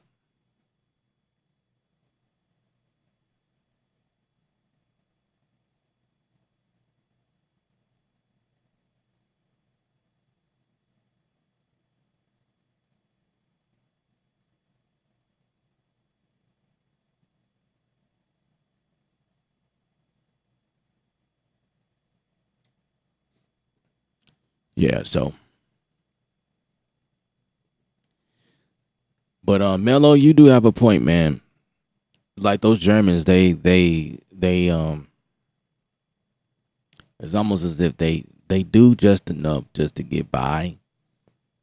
And I'm gonna share this with y'all, like the issues that I've been having with the MIDI in Studio One. So a lot of you guys know what I'm talking about. I have to actually physically send them a video on the issues I'm having because they don't know. They don't know, so they never fix it. But I never have this issue in when I had Cubase. I never had that issue in Cubase. Like that was the first thing I checked when I bought Cubase at that time. I was like, I wonder how this MIDI thing worked. Never had an issue in Machine. Never had an issue in Logic. And I think Cubase is like some of their designers are German too. You know what I mean? Native Instruments definitely. Some of their whole staff is German. You know what I mean? But the Machine team, they have a unique approach to it though, which is why Machine is in the space where it is now. But they're not too bad. They're not too bad. It's like they're getting there. They're getting there. But never have an issue with the MIDI though. Only with Studio One. It's like Studio One is fine. What's the problem? So I have to like find moments where like on the live streams where I have issues and send that to them just to show them this is what we're dealing with. And then some of you guys be like, I don't know what that is. I never have that issue again. If you're not doing production like I'm doing it, then don't worry about it. You probably won't have this issue. But me, it's a little different because of the way that I'm doing things, for urban music. It seemed like all of the people who mix that use Studio One to mix, they're the ones like, I don't have that issue. I've never, what do you mean? It's not, Studio One is perfect. But you're not making music in Studio One, are you? Are you using Contact? Are you using Scalar? Are you using Spire? Are you using Serum? Are you using all these other, plugs that we like to use to create modern music? Are you using Pigments? Are you using Nexus? Are you using, you know what I'm saying? You don't have any of that stuff on your computer, do you, sir? You're mixing garage band music, literally like recording garage band music, not like garage band on an Apple computer. I mean like miking up people that record in the garage and you mixing that stuff using all stock plugins. You're not using isotope, to help out with your production. You're not using Fab Filter plugins. You're not using the mix box. You're not using Slate Digital plugins. You're not using Wave plugins. Like those guys is the ones who usually speak up and like, no, I never have that issue where you need to try decreasing your block size. Like, no, bro, that's not how it works. When I decrease my block size, it does work better, but I need that block size to handle the CPU behind the instrument. I need more power to run the instruments. So what you just said was obsolete. It don't even matter. Like you right at that is people just they just irritate me sometimes. Like, dude, you don't know what you're talking about. Just shut up. Which is why I don't go into the forum groups like on Facebook. I don't go in. If I have issues, I never go in there and say anything. I never post any problems I have because those guys don't get it. They don't get it. They don't know my frustrations on this level. Which is why I create my own network.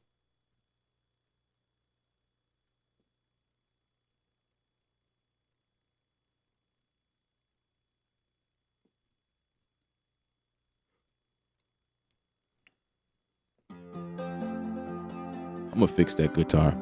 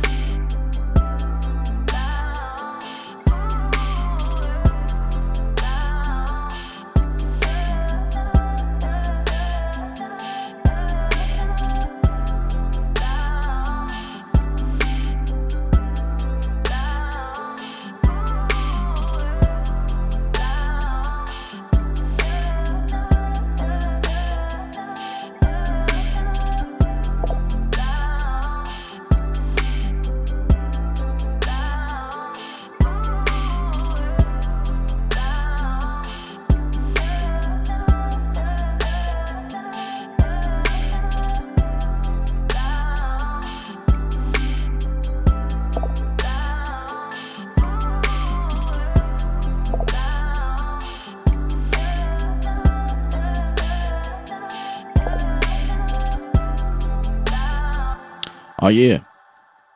Never,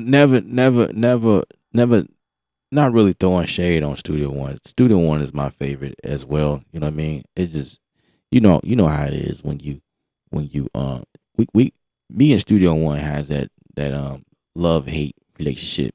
You know what I'm saying? You know how you grow up with brothers and sisters. If any of you guys got any, one of those brothers and sisters all your life, you know, you're gonna disagree a lot. You're under the same roof. You see each other every freaking day. You know what I mean? And just to bother each other, you know what I mean? You do stuff to annoy each other. So I think that's what Studio One does. It's like it do stuff to annoy me. It knows it gets on my nerves, so it gets on my nerve. Like with the crashing, it knows that. Studio One knows that irritates me. Stop crashing. you know, just it's a love hate thing, but I find myself back in Studio One because of what it do. All of the things that Studio One does, it's like, oh man, like this right here alone, dealing with arrangers oh, this is like night and day. Like being able, like arranging my tracks with arrangers. All this by itself is worth being in Studio One to me. That's just me because I like to arrange my songs. I don't I don't like doing this. Let me show y'all what I'm talking about. If I'm in the DAW, if I need to duplicate this, doing this right here, that gets on my, oh man, that's like my pet peeve. I don't have to select everything. Now, I do that. I definitely do that sometimes. Like, oh, I want to just grab this part right here and take this selection and I'm gonna just move it down. But I could do that right here just by moving this. Like, bruh, that's just so much easier. Just go up to the top and just move stuff around like you need to. You feel me? Like that right there. That's like hands down one of my favorite features. When I go in Ableton is great until I need to build out a song and then I get frustrated. Like, oh man, I gotta select every freaking thing. Like, oh my gosh, you know what I mean? Like, I hate that. Like, I don't know. That's just me.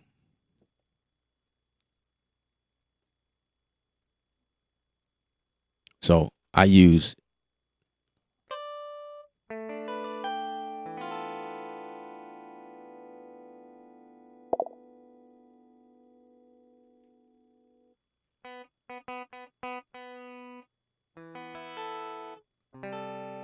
I use arrangers a lot.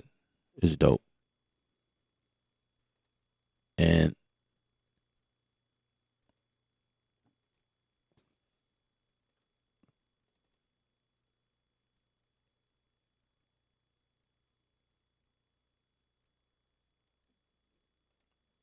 yeah, so there you have it.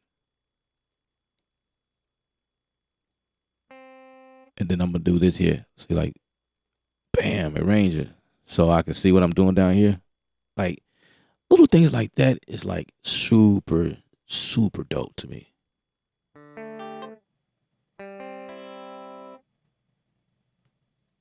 That's dope to me. So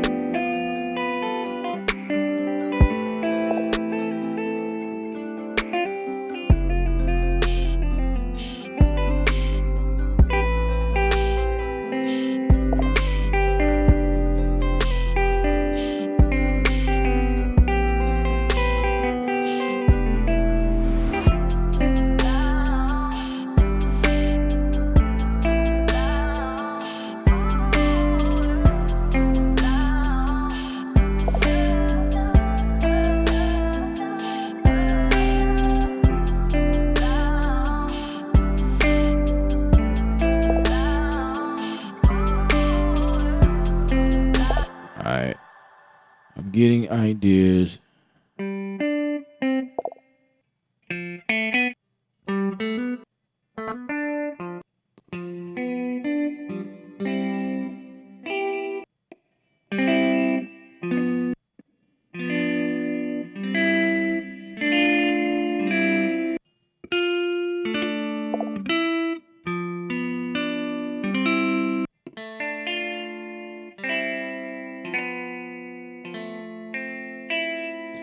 Um, and then one thing that Ableton Live doesn't have is a chord track. Now the chord track is pretty sweet. I ain't gonna lie about that either. Like what I'm about to do now. I'm about to detect the chords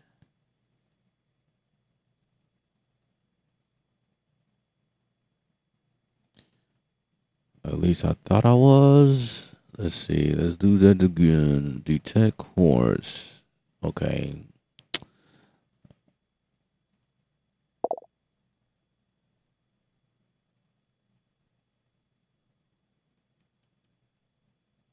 Oh, it did. It's just way at the bottom. Couldn't even tell. So I do enjoy this. This is kind of cool. I ain't gonna even lie about that. I ain't gonna lie about that. So the chords are up here.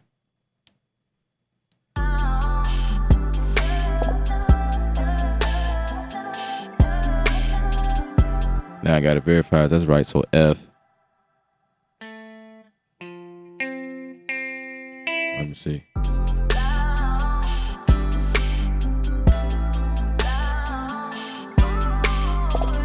That's right.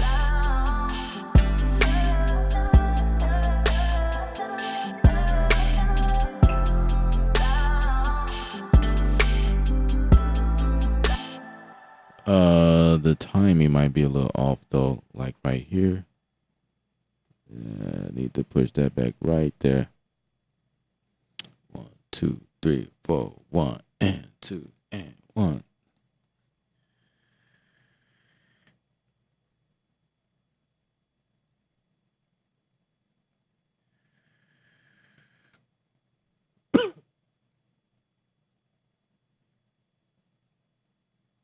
Haha.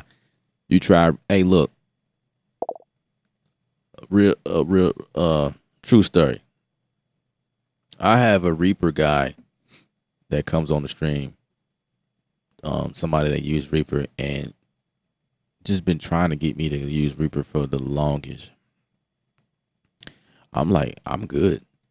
I'm familiar with Reaper. I've used it, not like seriously. I use it like I would Audacity. Like if I need to like do something real quick, like I don't feel like pulling up Studio One, just real quick, real quick. I use Reaper for that. I don't use it anymore, but I've been in Reaper. I've never tried to use it professionally, and I don't think I would ever do that. But this guy swore up and down Reaper was better than Studio One, and I'm like, well, it probably is to you, but I have a workflow that I like right here in Studio One, so I'm good. But yeah, there was a Reaper guy just like pro Reaper. Now again with Reaper, just like FL Studio, their price structure is amazing. Once you buy Reaper, you that's it. You own Reaper. When they update, you get all of the updates. Like FL Studio, when they update, you in there for lifetime.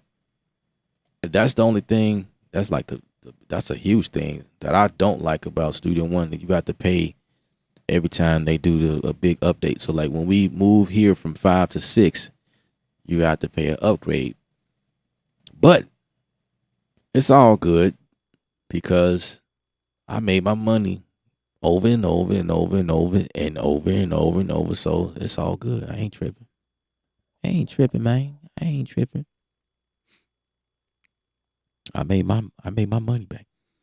Matter of fact, this mix right here that I did, I made my money back for a couple updates. So like if I was to use that money, put it away just for upgrade or update, when they move from 6 and move to 7, I paid for it with this one mix right here that I recently did. So I ain't really tripping about it too much, but that is something to think about.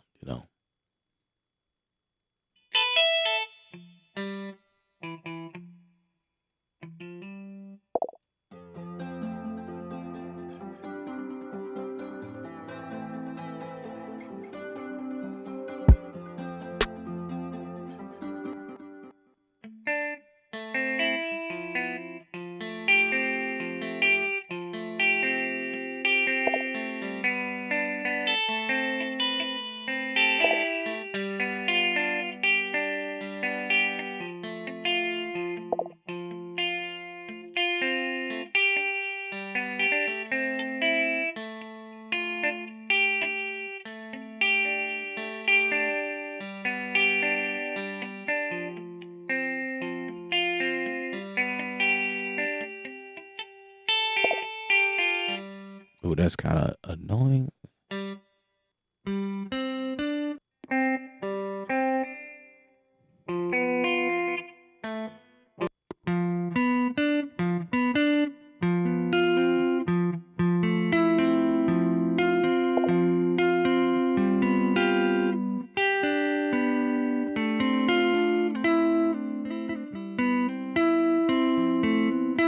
Oh, now we about to go advanced.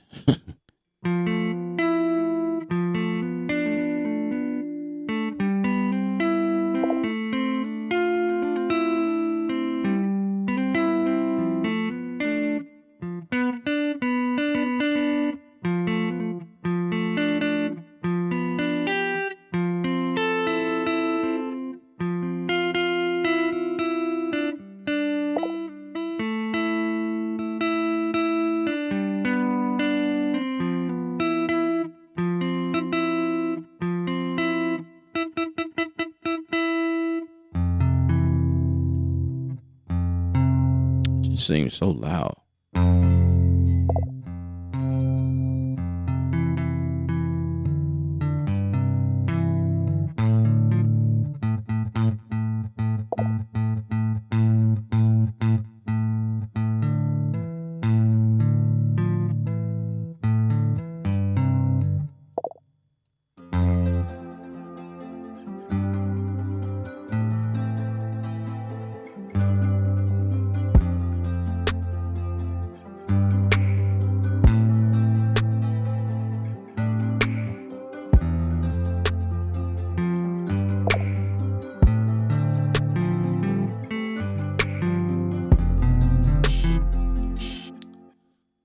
Okay.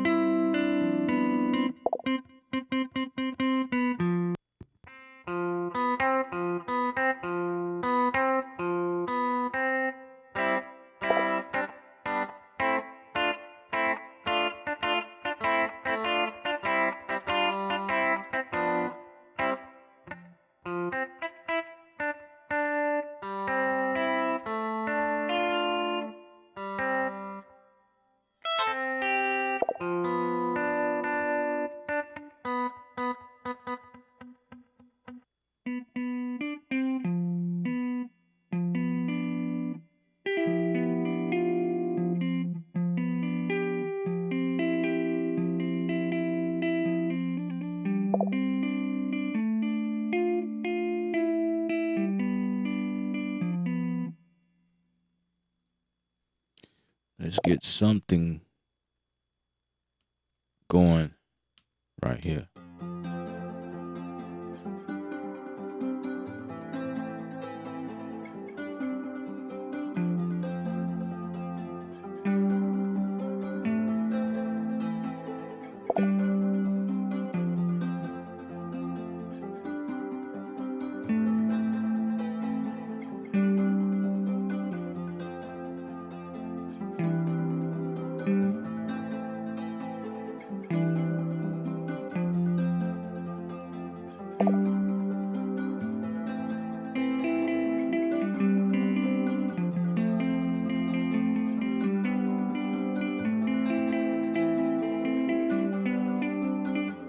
Ooh, I like that.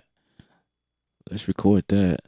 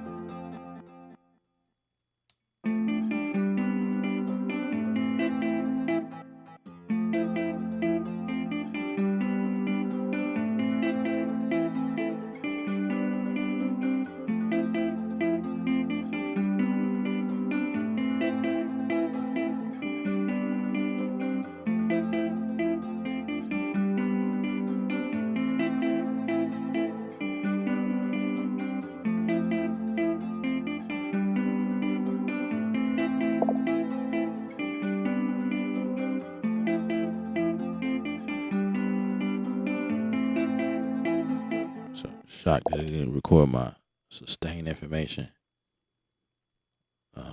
Let's get the metronome. 2, 3, 4.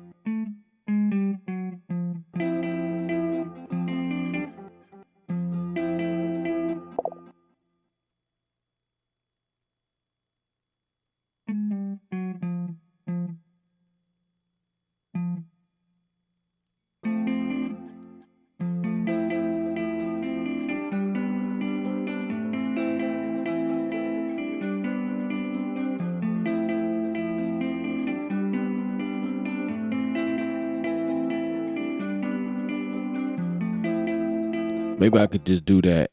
I'm not gonna redo it. I thought I was gonna redo it, but I like what this one is doing too. So I'll just have both of them at the same time. I'll just do it like that. Boo doo doo doo doo doo doo doo.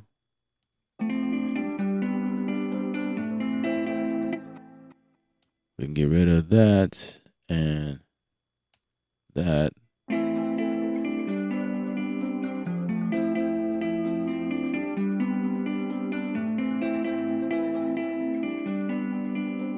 I'm gonna pan that a little bit to the left.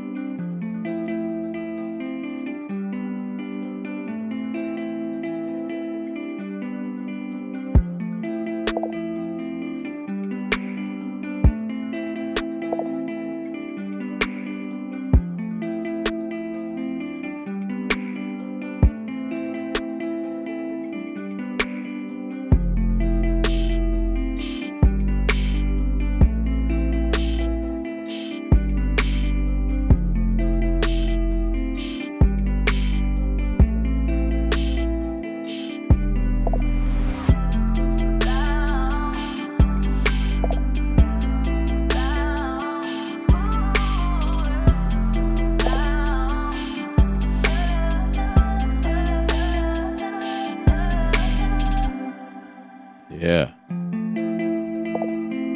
Add a little reverb on it.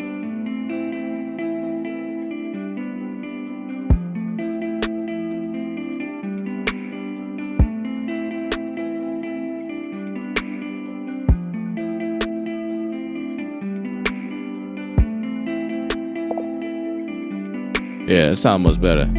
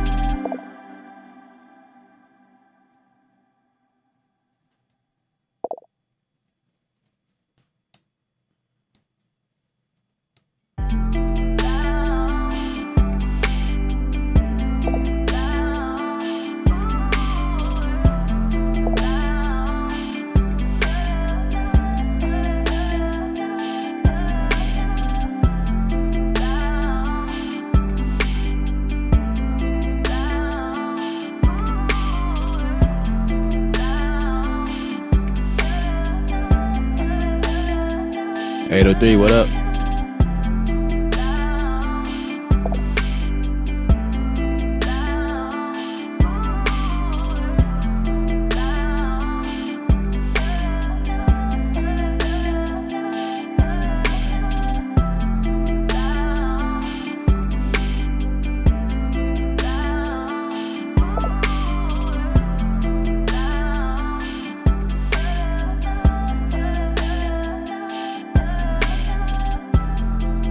Yeah, bring it down some. It fit the mix better. See how that blend well? Yeah, I like that.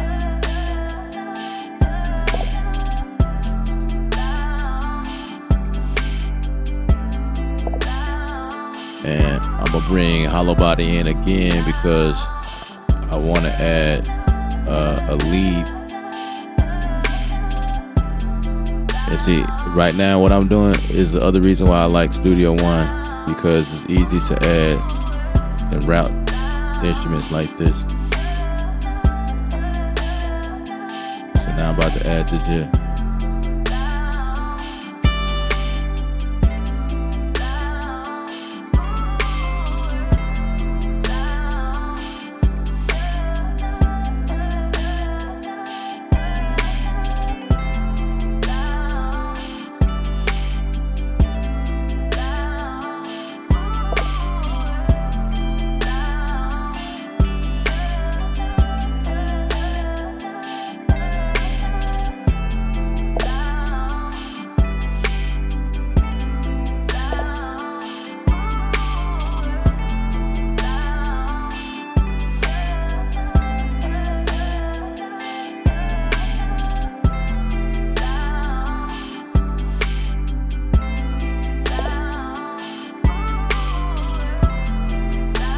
Yeah.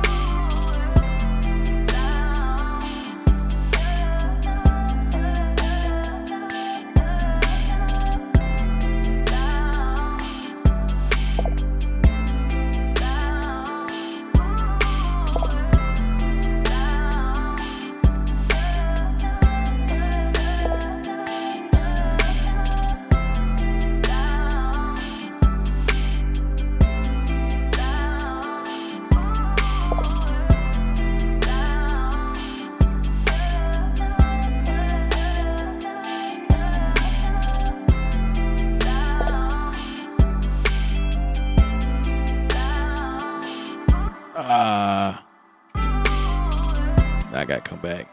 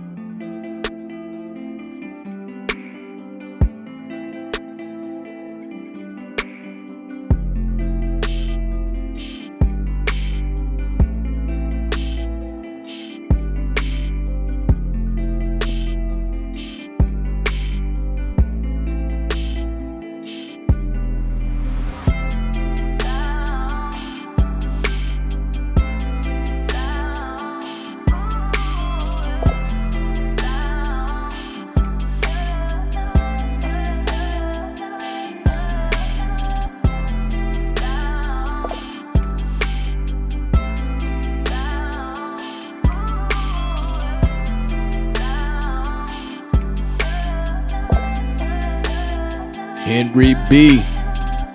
Welcome, Henry B, to the stream. What up?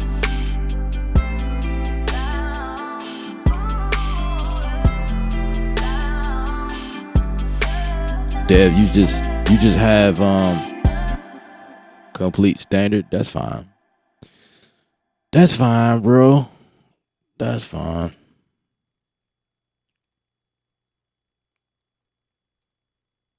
Yeah, but I like how I'm able to route stuff real quick like that, which is why I use, again, Studio One. Why I like the process better. Like, I use Contact heavy, really heavy.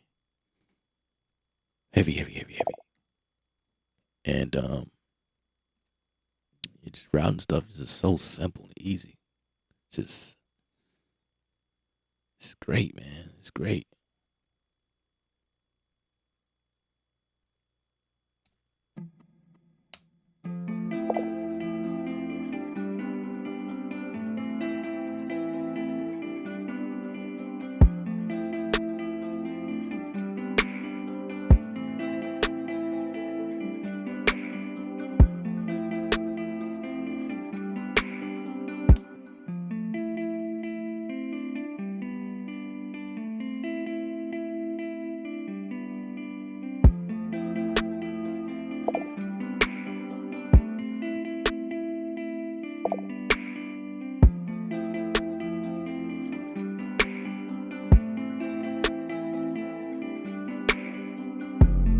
Okay.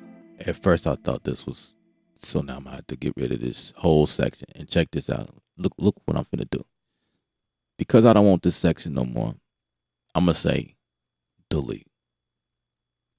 That was embarrassing. Let's do it again. Delete range. So I don't have to go in and be like, I gotta select all of these things. Nah, ain't gotta do all that. Ain't gotta do all that.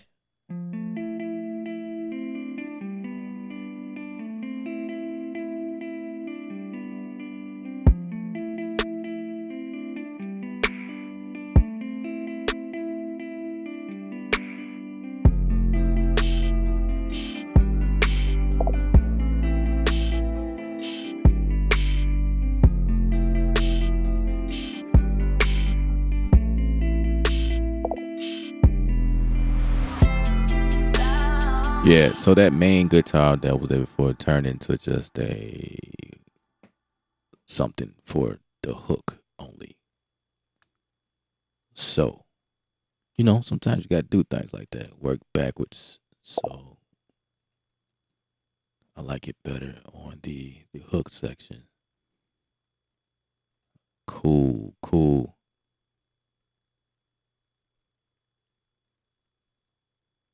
The track is done, pretty much. Now it's just a matter of putting it in perspective like this. Boom. Didn't have to do no selecting. I mean, just up here. Let's see how long this song is. Ruler. It's about 120. Probably do a little more to make it a little longer, at least 2 minutes, And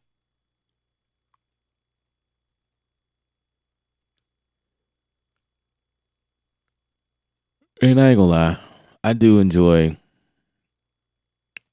dragging stuff all day. That's just, to me, it's just a better workflow. Drag and drop.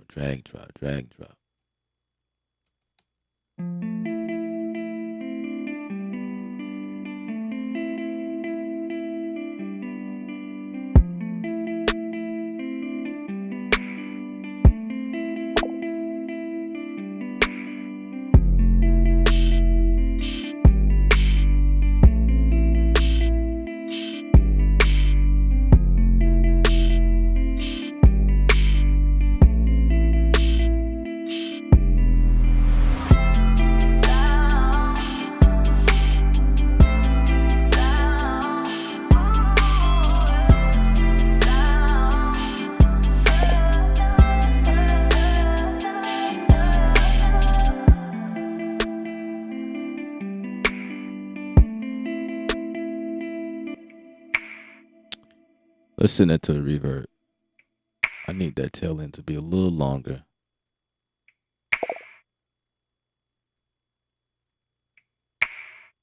A little longer.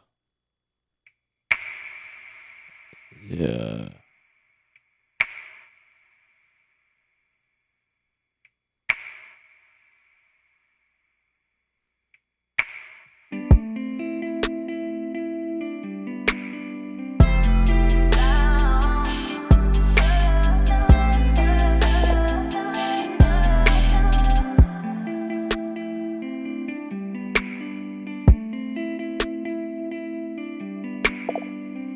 Okay, now this can double up. That right there. We can double that little area right there. This is still a part of the verse. Go ahead, label that as verse.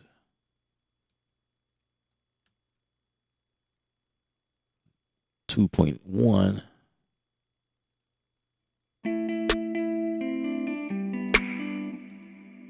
Let me see how this feels.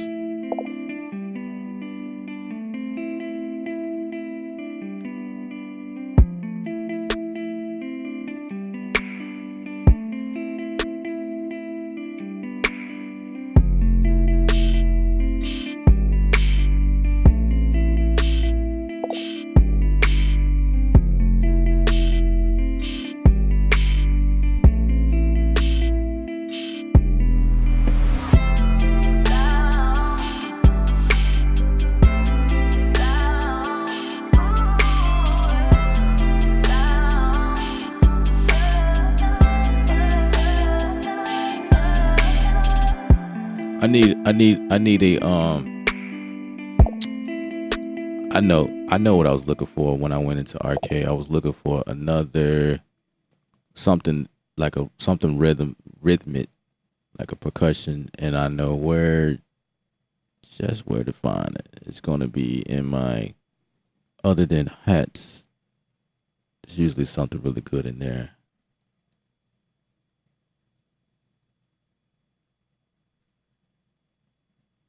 What's happening, Jet?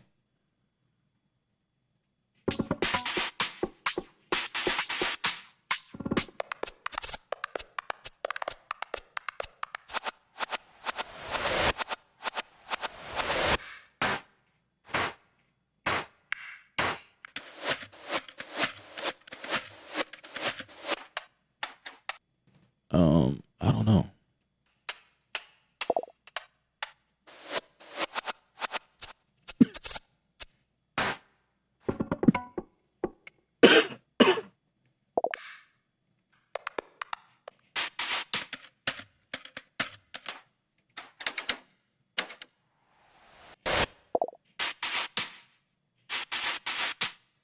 Okay, nothing there.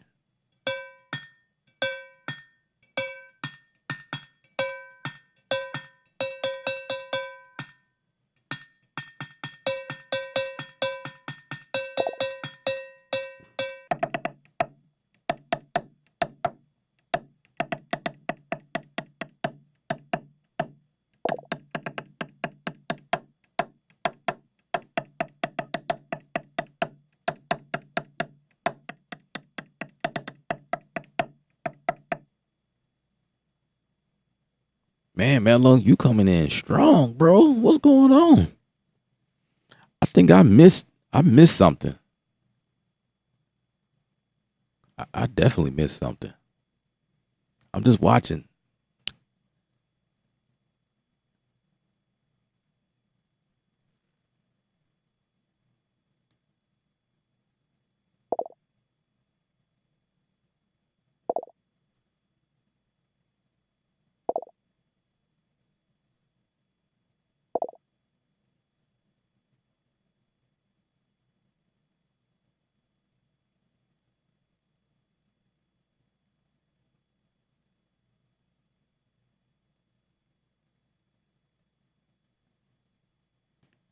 Said using a serum preset.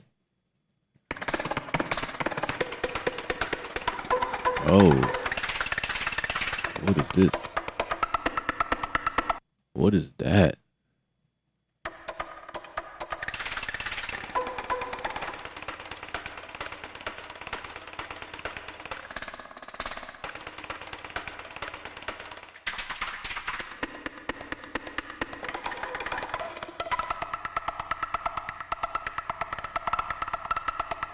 man, it's like on steroids, yo. Like, whoa. Why is it that fast? Just slow that down. Going too fast there, bro. Come on. Let's slow that down. Let's get that like half.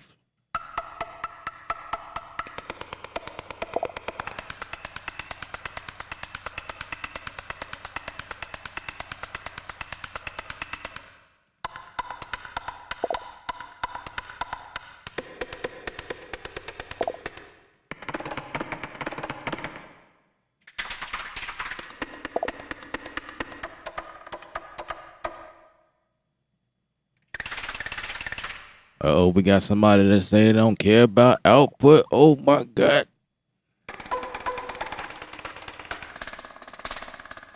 I mean, you know, it ain't for everybody, you know what I mean? I definitely find it very useful for what I do. So, you know.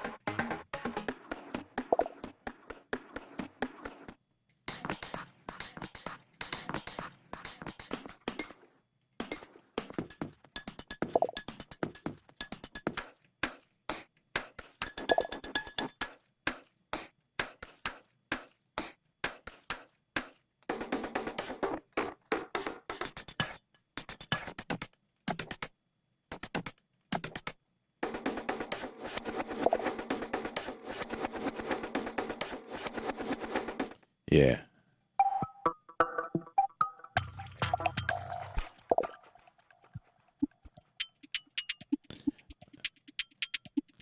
Output stuff definitely helps you get there.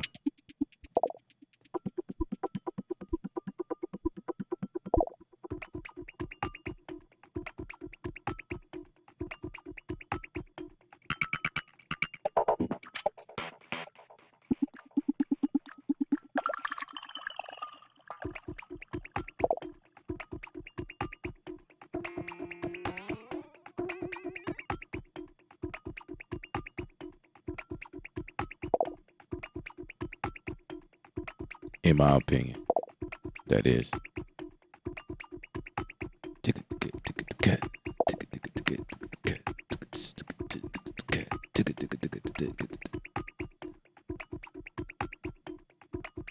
Let's tweak this.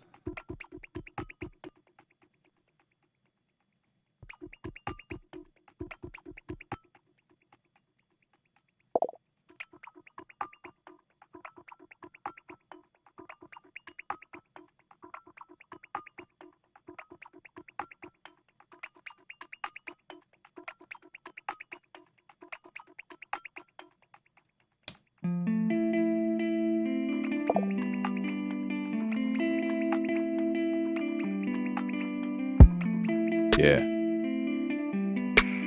I hear it. 2, 3, 4. All right.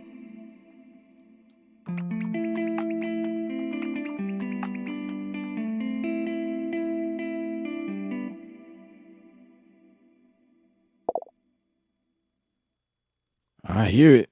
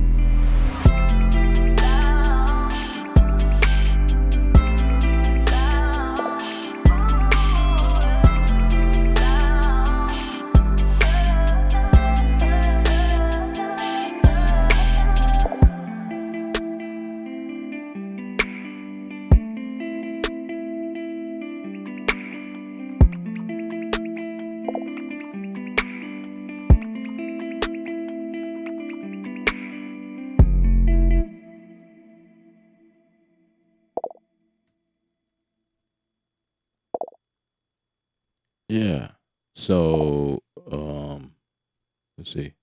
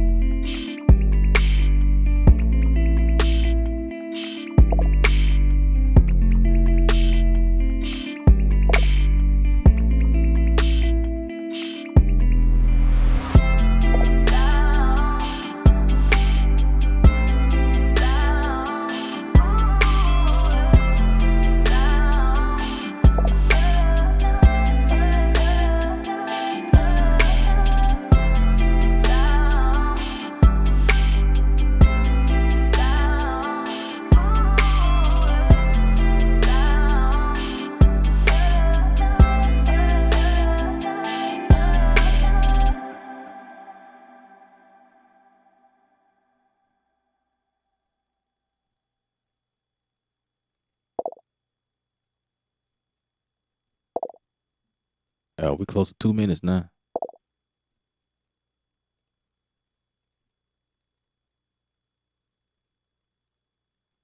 Haha, got a full song, yo. A full song.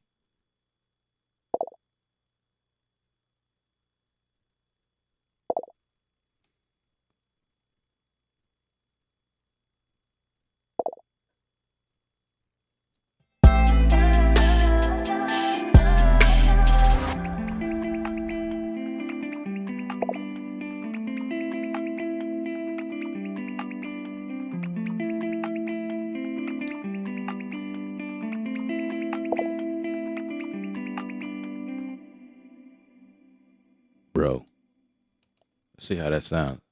I'm ready to upload this somewhere.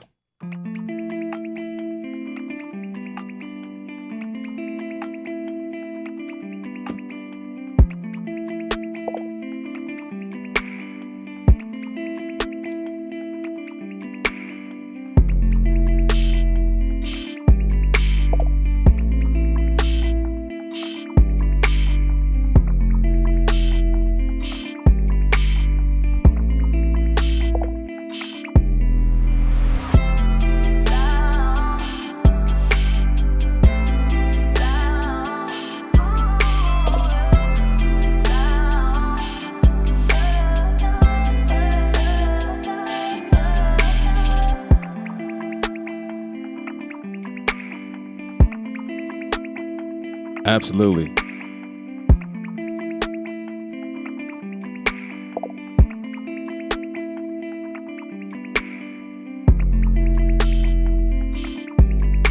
Um, that's let's push back on this one. So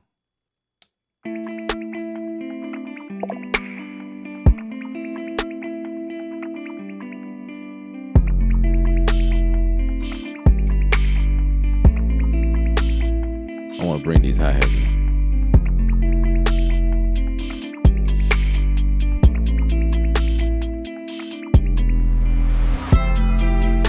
Yeah. Bring some variations in there, you know what I'm saying?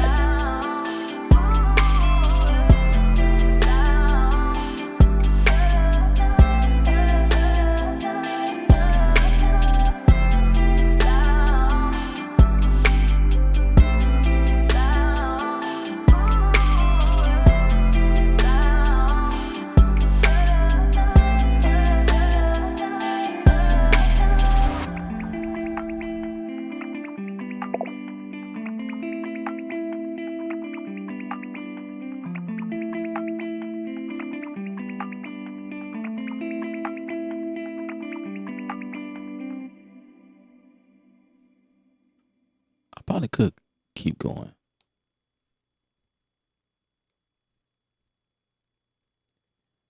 Somebody disrespected me, bro. I totally missed that one. It didn't seem that way. I appreciate you, Mellow Man. Mello is the chat guard. He's the sniper, the chat sniper. But he gonna get you if he find any foul play. He gonna get you. He gonna get you. He catch people when I'm asleep. I mean, like I'd be over here making music and look at the chat like, wait, what just happened? I totally missed that, man.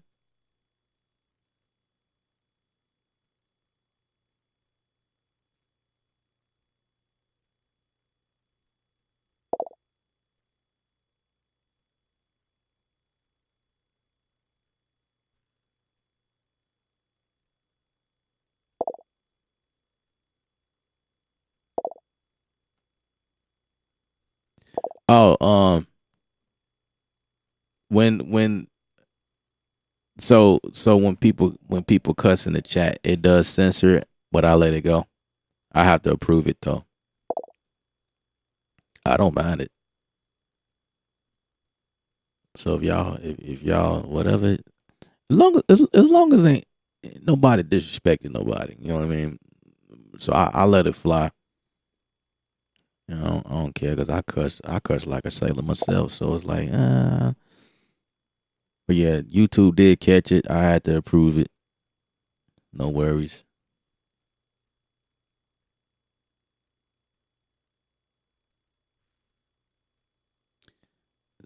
The only thing, the only thing I would worry about, if like people saying stuff in the chat, it's not really too much. Like if you just on some hate shit, you know what I mean? Like you just hating, just on here, just trying to dog a bro out. Like I can't get with that. We all grown. You know what I mean? Everybody has a right to their opinion. But if I get somebody on just like bluntly trying to disrespect the brother why he, what I'm saying, on my stream, then that's when I have to that's why I have moderators. They check people like that. But, as long as it's good vibes, we good. Like every once in a while I'll get people. See, here's the thing, like with me, man, like when I'm streaming, man, I would rather people feel the room. You know what I'm saying? When you go anywhere in life, you go to the grocery store, you go to the bank, you go to a meeting, anywhere. Fill out the room first before you start talking. You know what I mean? That's the only time I have issues with people. They it's like they just come in a room with an agenda already in motion. Like, all right, so this is how we're gonna do things because this is what I'm used to. I see that you're not doing that, so that means you're wrong. You're not doing the right thing. And it's like, where you come from? Like, what? Who are you again? Wait, what's your name? Did you introduce yourself at least? You know what I'm saying? That's the only time I have issues when people just come in and just start talking. Just, you should do this. You should do that. You should do that. Like, hold on, bro. Let me do. You ain't even. It's your first time on the stream. Just watch. Just look and figure out what's going on, and then you can make a suggestion after making a few comments, introducing yourself, and if I get comfortable with you, then I might listen to you. But if the first thing you telling me and I've never seen you before and you start making suggestions as to what I should or should not do with music on the stream, then you might be right, but it's all about the way that I perceive you. You know what I'm saying? Like you never come in someone home and you start rearranging somebody's house. Like, yeah, so you should move the couches. It will look really dope if you just move the couches over there and you move the lamp a little bit this way, and then you just rip up the floors and put carpet right here. I don't really like the hardwood. And it's like, what? How you come in here and rearrange and stuff? Who is you again? Where you come from? And what? Why? Why are you arranging? why are you here? You know what I'm saying? It's just like people come in, they just start making changes to shit in your space. Like that's when I have issues. It's like I'm like, slow down, bro. Like, oh man, that's not how we roll, man. We got different vibes. Especially like when I'm doing music, I hear things differently than most people. You know what I'm saying? I just hear it differently. And I think that's the thing. Some people can't stand to watch other people do things and it's not going the way that they think it should go. So it's like they start making suggestions like, no, man, just let me do what I do. Let me just try to see where I go next. You know? I do take suggestions. I do listen, but it's all about, a lot of times I do know where I'm going and what I hear. I do know where I'm going.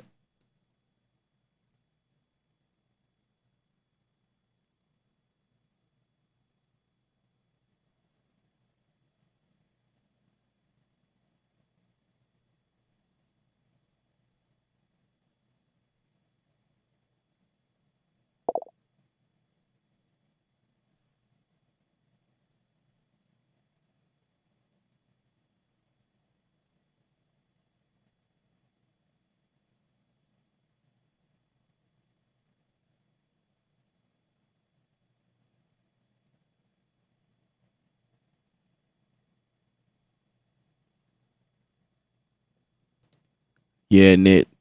Welcome to the stream, man. Um, it's definitely close knit here too. Um, we stream almost every day of the week, and um, as long as you good, you know what I'm saying. As long as you ain't saying no off the wall stuff, then you should be okay. Um, but yeah, it's like it's definitely close knit. But I welcome all people. You know what I mean? I like to meet new people and share with you, get to know you, which is why we promote the Discord room as well. We have people join the group and just, what I'm saying, just come in, introduce yourself and make yourself useful. You know what I mean? Just, we want to hear what you got, let's get to know you. You know what I mean? I'm definitely a really cool, down to earth type guy. You know what I mean? I just have no time for BS. People that's on, the BS, they come in like what I just explained not too long ago. If they come in on some strong arm stuff, like they gonna just take over, then that's when I got an issue. You know what I mean? But other than that, it's all good.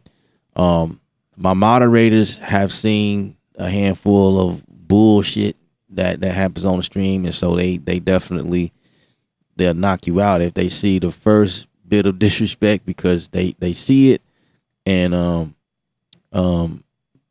and a lot of times I'm not paying attention. Like I try to pay attention to what's going on in the chat, but there's more talking in the chat when I'm over here going from sound to sound and I'm trying to figure out how I want to make the hook sound and how the verse going to sound and how I'm going to create a transition for the next part. And meanwhile the chat is on fire. It's just going like people coming in, boom boom boom boom, you know what I mean? And they catch stuff and I'm not paying attention to it, you know what I'm saying? There was one incident that happened that someone actually got booted from the chat. um he were he's back. We had to clarify, we had to be clear on some things, but he was coming in talking about some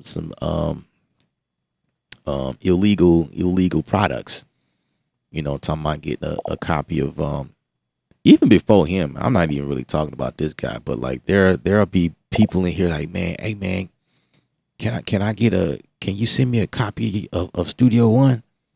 Can you send me a copy of that? I can't afford it, but can you send me a copy of it? And I'm like, what? I can't do that. This stuff is serial locked to my system. And second of all, I don't know you. I don't know you. I'm not finna sing you a copy of my Studio One. That means I have to give you my credentials. What sense? What what type of fool do you think I am? You know what I mean? I have, even before Mello, Devin, and all, I can share some stories with y'all. So I'm grateful to Mello, Devin, and Jed, and even 803 in here. I have a few moderators that come in and chime and just make sure everything is good. You know what I'm saying? So, um, nothing against anybody who feels like it's just business. It's just business. That's all. It's just business.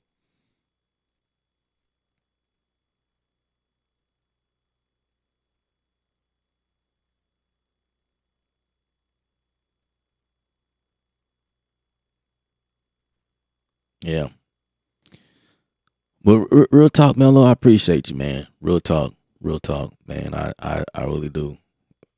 I appreciate you looking out for me, man. You know, that's not something that's common in the dark skin community. You know what I mean? Like, we always at each other's throat. There's always, you know, jealousy, testosterone. One man think they, you know what I mean? There's always, believe it or not, it's crazy because, like, women are the emotional ones that it just seems like women don't like women. Like, no woman like another woman. When they enter a room, it's like immediately up and down, like who they think they is. And that, like, I've seen it firsthand. I have sisters. I have 7 of them. I've seen it, and it's like, dang, they don't even know each other. They just immediately up and down with the eyeballs, and it's like the dudes are more conservative, but we do it too. Well, I don't. I don't really care. I like meeting people. I like to get people. But dudes are like that too. They they come in and they just think that they better than everybody else. Sometimes there's some dudes out there like that. It's just, they come in the room and it's like, man, nobody can tell them nothing. So, believe it or not, dudes, there's jealousy with guys. Yeah, absolutely. And they'll come in with that type of vibe, thinking that they on top of the world, and then, you know, I mean, we're more relaxed guys than that. Like, we don't come off immediately, but as soon as something pop off, it's like you immediately guard up because you think another dude trying to take over your stuff, or I've gotten to a point where it's like, I ain't about to fight if I ain't got to. I don't need to. Like, especially like when you walk in with your lady and all other dudes checking her out too. Ain't no sense of me like getting all crazy about it because I know where she's going at the end of the night. When we leave here, she gonna be with me, not that dude. You know what I'm saying? It's like a mental thing. Like, I ain't got time to be on that. Worried about what dude's looking at. I look at it as a compliment. I'm like, man, I got something pretty nice here because those other guys, they interested too. So that means I won. That's how I look at it. Hey, we talking real talk here on the stream. We make a beat and we have a real conversation. We're having a real conversation right now.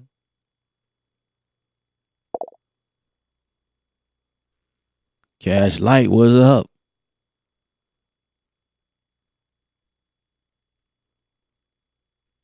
Yeah, guys are definitely more competitive, but for the wrong reason sometimes.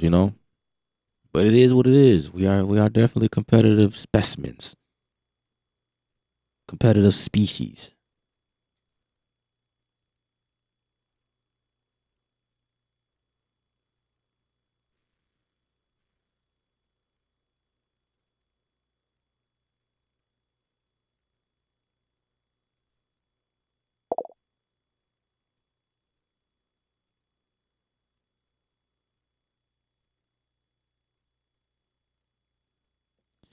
I need more mellows.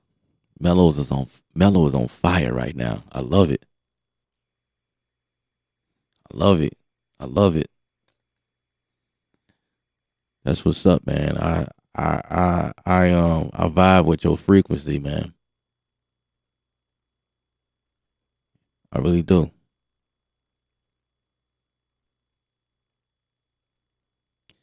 I don't like my vibe, man.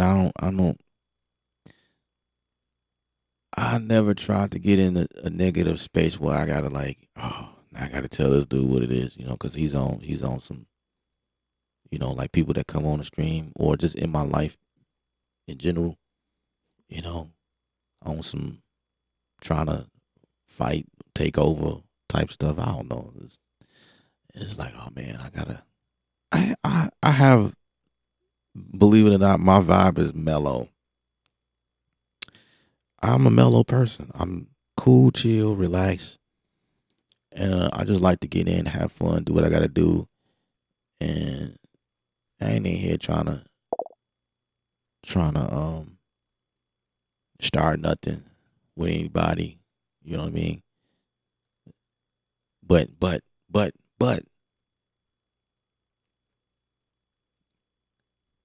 no one. I try being smart. Let's put it like that. I try being smart because there is not is not it's not worth it for me to get all excited when I see something that usually gets me excited. You know, people come in. We streaming. You know what I mean? Streaming to the public, so we got all type of knuckleheads that comes in and they say stuff and do all types of crazy stuff. So it's like, ah, just be smart. There's people out here that likes attention, so they gonna say something weird to get you off your square, and it's like, okay, I get it. This, yeah, okay, you know what I mean. But sometimes I gotta tell people what it is. I try to think of a good way, a nice way to say it or whatever. That's a part of me that grown, cause man, I have I have a lion spirit. You know what I mean? I have to like calm down, bro, calm down. You know what I'm saying? So I definitely get it in. Like if somebody tick me off, especially with my kids, when somebody try to take advantage of my kids, like teachers, they're teachers, you know, just you know, um, or interaction with people on the street, or like um, one time when the days we were going to church, you know, interactions with people in the church, they so Christian, right? No, them niggas up in there be acting up too. But anyway, man, you don't want to do that. You know, try to clown my children. Because I think a lot of times people do that. They don't know who their parents are. And when I come on the scene, it's like I demand respect. You know what I mean? If I have to come up to the school and I have to speak with the teachers and the principal, I demand respect. You know what I mean? That's just my personality. So a lot of times my kids don't want me coming up there. They don't want me coming to their school because it always it I remain professional. You know, I remain professional, but there's like it's like a certain demeanor. That, I will not stand for people talking sideways. You know, to me, my children, my wife. You know what I'm saying? I will not allow that. So I try to be nice when I'm on the streams because I know a lot of people don't know me. So I just try to be nice. You know what I mean? So when you get a mellow in your life, you get someone that calls himself mellow, it's balanced out. I try to be nice and mellow's gonna cut you. Oh man, isn't life beautiful?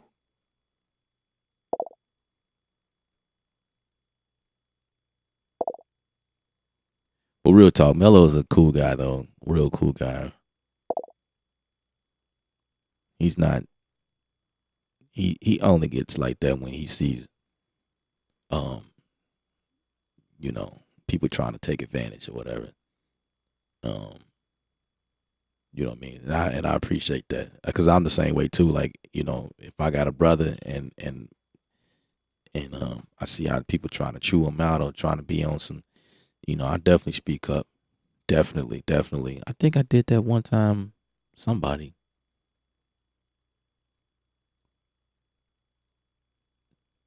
Yeah, I did. I did that to somebody. I was watching a stream. Somebody I think was, cool guy. And then, you get your regular people come in and try to take over the stream. Like, yeah, you should do this, you should do that. Like, I'm like, nah, bro, let him do what he gonna do. Like, let him figure it out. Even if he is a beginner, you know what I'm saying? Like, I only chime in when a streamer asks for help. If they need help, like if they reach out and say, "Hey guys, can somebody show me how to do this?" And then I'll say something. If I see he's struggling, depending on what he's doing, I may like, hey man, so you might want to click this button or whatever. It might help you with what you trying to do.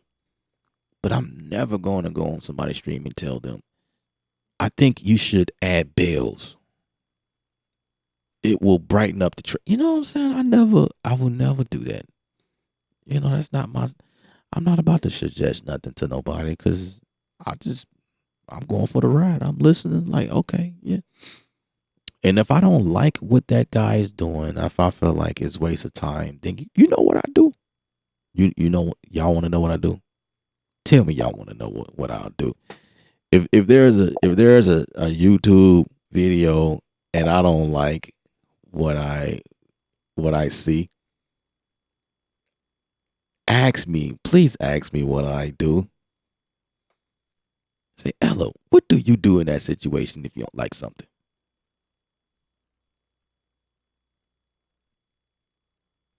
I'm gonna tell y'all. This is what I do. I just simply click off the video and go to another video. Bruh. I'm serious. Isn't that amazing? That's something people don't know how to do. They just feel the need to comment and say their thoughts like, dude, who gives a crap what you think? Like, okay. You don't like it, just go to another video. It's like, dude, you know how many YouTubers on here? You know how many videos on here, bro? Like you just had to leave that comment, didn't you? You just had to tell me. I didn't really care. I didn't require you to leave your comment, man. You know what I'm saying? People just do the most sometimes. But yeah, I just leave the video and go somewhere else. I don't even thumbs down on the video most of the times. You know what I mean?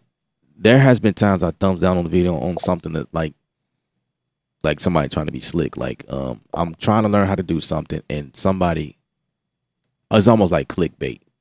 You know what I mean? Like it was like, wait a minute. What was the point of doing this? Like what? I didn't even gain nothing from this. It's like somebody trying to play you. Then I hit thumbs down. But most of the times I just go to another video. I've never thumbed down someone on their craft. Oh, I'll never do that. Mm-mm. I can never do that.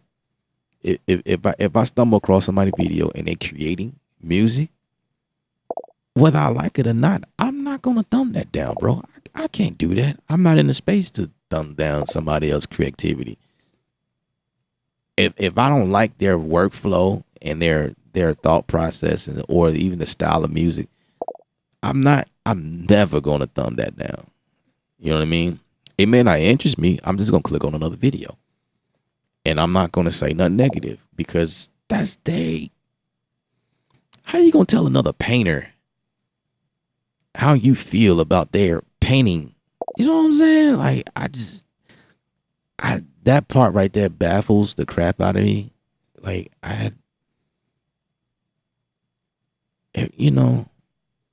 one person's ideas and concept as to how something should be.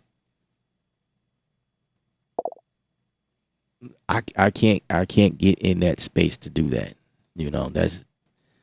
I can't do it. I can't do it. I would never tell another man how to do something. It's almost like telling another man how to be a man to his woman. What? Are you serious? No, I can't do it. That's like one of those you never get into that type of situation. You know, I I can't tell another. If you ask me for advice, I can give you some advice based on experience, but I'm never going to tell another man how to be and what to do with his woman. It's just some things you just don't cross. It's the same way with being a creative. You just I don't know. I don't know. We hitting on the topic, guys. We hitting there.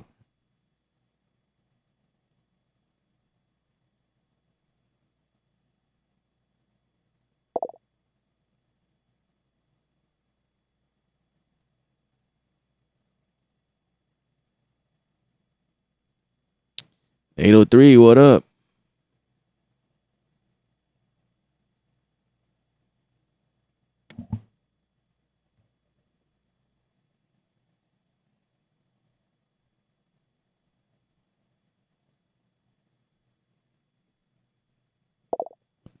I'm trying to go through the questions, making sure I ain't missing nothing.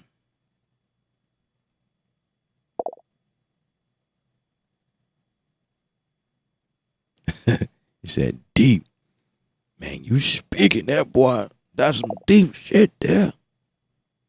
Man, I never thought about it like that. Man, that little guy, he's all right. He's saying something.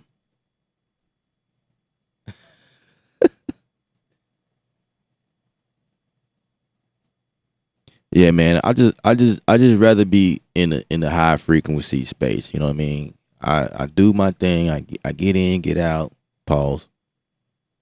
You know, I do me. You know what I mean? I stay to myself. I keep to myself. Believe it or not, man, like you guys are like the selected people that I am like this with. Man, I am not this way outside the stream, bro. Like when I end this stream, I'm on here doing my thing. I might finish this beat. I might, you know what I'm saying? I do my thing, do some research. I might pull up a Netflix uh, joint, watch a movie or whatever. You know what I'm saying? Handling my business out there in the real world. I go to the grocery store and go pick up a couple items. You know what I'm saying? I stay to myself, man. I don't got time to be on some low vibe, some low frequency type stuff. I mind my business, man. I get in, I get out. You know, I do my thing. You know, and I just stay to myself, man. I think that's the best way to be. I don't try to be seen. I don't really. I don't. I don't be trying to make friends out there in the world like that. Only with you guys. Which means if you got to this stream, that means you and I have like minded thinking and you like what I'm doing, and so we friends. We on that vibe. But out here, I ain't trying to lock in with nobody else, because 9 times out of 10, nobody is thinking like me. Nobody is, you know what I mean? Like, I'm good. I'm good. Like, no, man, don't stop trying to be friends with me because we ain't got nothing in common. But on the stream,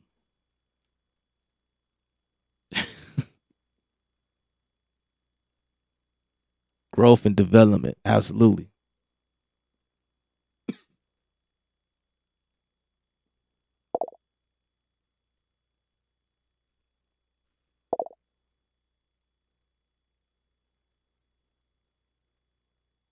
It's the only way I know how to be. Stay true to yourself. That's it, man. That's the key. That's the key to life.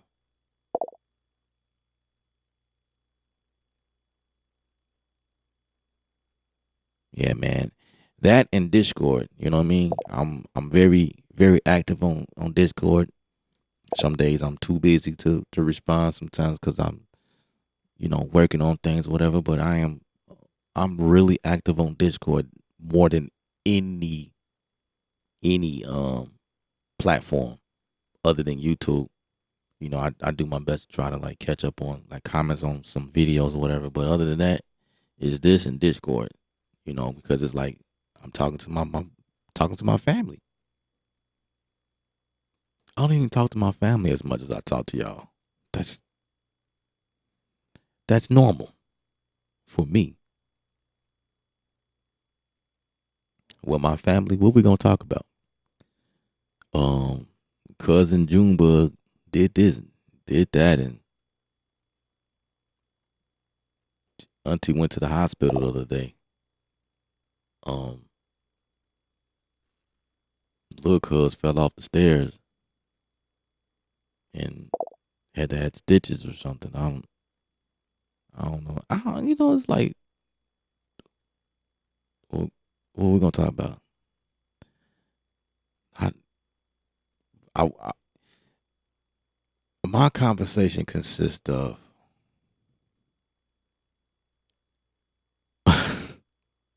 the sampler. This is the new sampler in Region 12, bro. I'm not talking like that with no cousins and no aunties and no uncles. We not talking about Region 12, bro. You know what I'm saying? That's not the type of conversation we having, but that's the conversation I want to have. I don't care about the Dallas Cowboys won or lost or remembering who did what. You know, that that type of stuff don't hold interest. That's the stuff my uncles and them want to talk about. But I'm not interested in that. I'm interested in like um uploading this beat to some platforms to get music placements and stuff like that. I'm interested in cameras. You know what I mean? Lenses. Because I'm always trying to increase the quality of the stream and stuff like that, and lighting and computer technology and stuff like that. I may go ahead and grab the iPhone 13. Is it 13? Because I have the 11 right now. 12. Yeah, the 13. Like I'm looking at what they saying about the camera quality because I do videos. That's my thing. Video editing and stuff like that. You ain't talking about that type of stuff with Auntie. Unless she is into that. You know what I'm saying? If Auntie's into that stuff, then we talking. Yeah, we that's gonna be a good conversation between her and me. You know what I mean? But I don't have any aunties that's into that stuff, you know. You know what I'm saying? So the only family member like that is my little sister. She's the only one. Me and her is like we it's like a competition between her and I.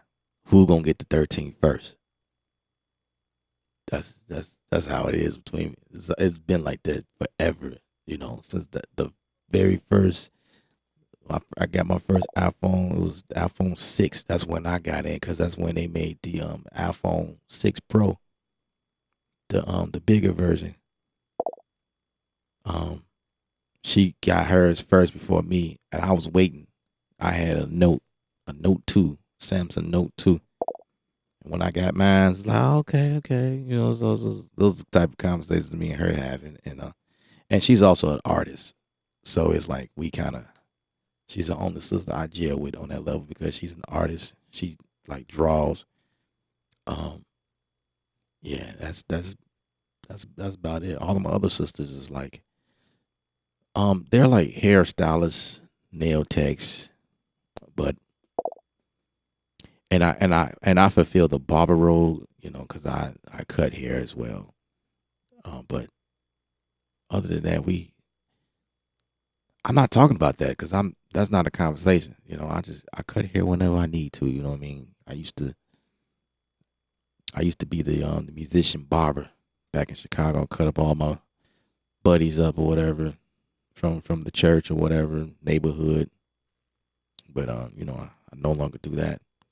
I just make sure my son stays well groomed and you know aligning for myself here and there. a little fade or whatever. But that's not a topic for me. You know what I mean? Like, hey man, these new Clippers that came out. I mean, I am aware, but y'all get what I'm saying, man.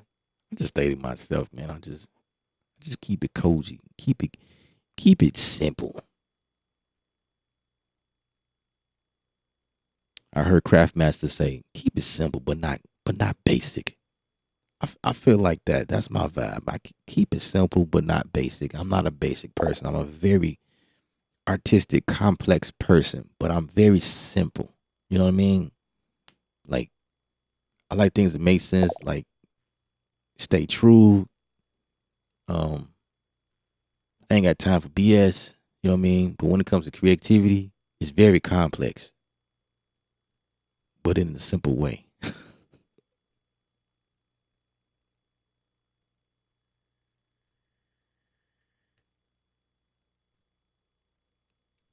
Anyway, I appreciate the thumbs up.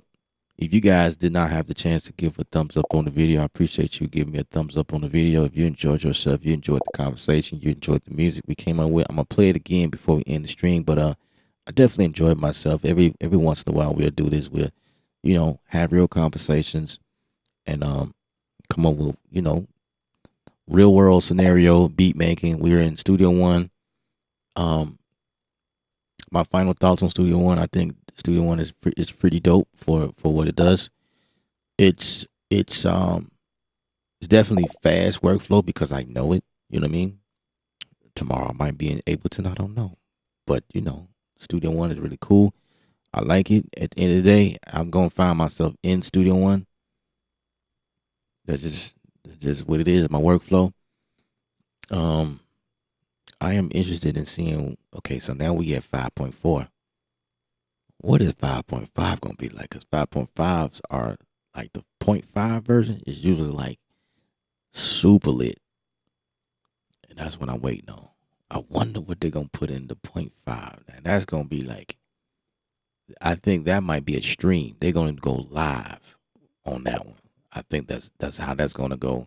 And you know what it is over here. We're gonna go live too. You know what I mean? Whenever they push that out, I don't know. Maybe at the end of the year. I don't know. Top of the year. Um, but I have fun.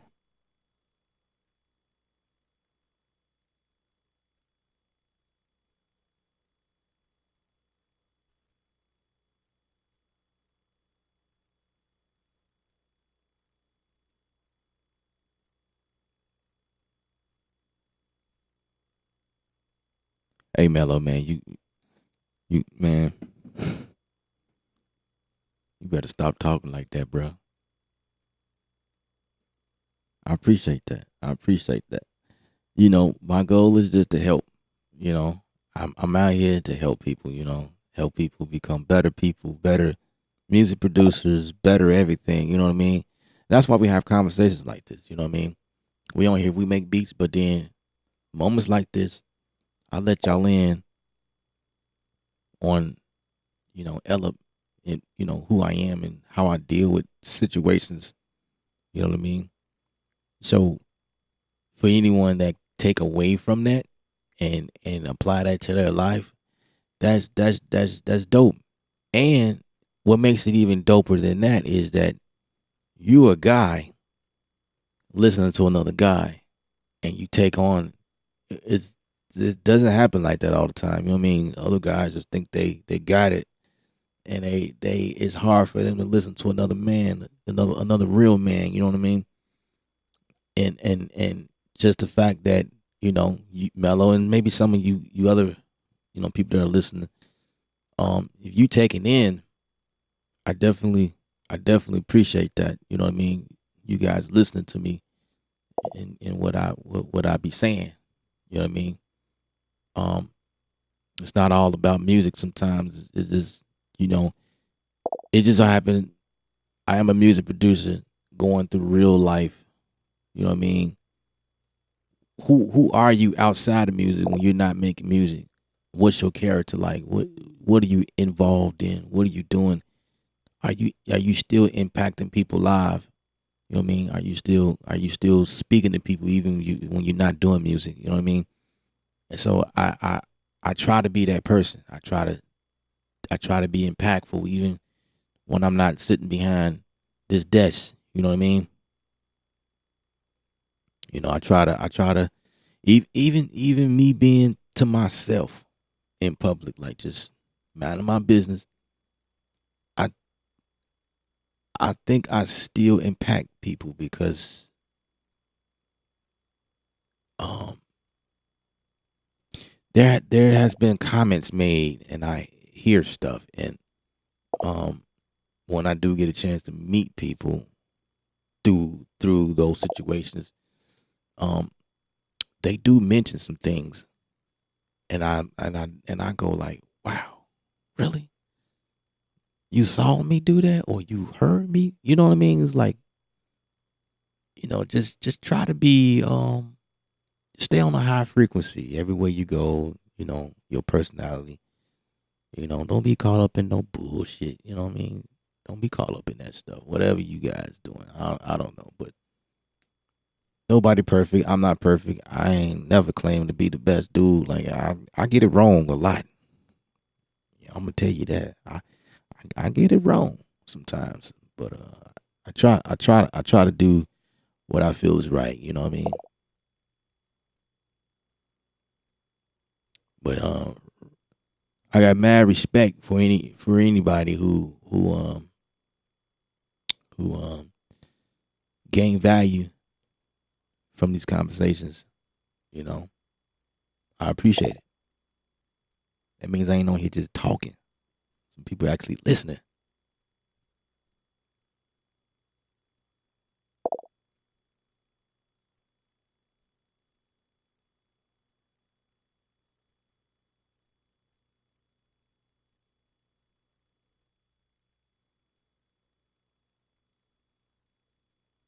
Yeah, man.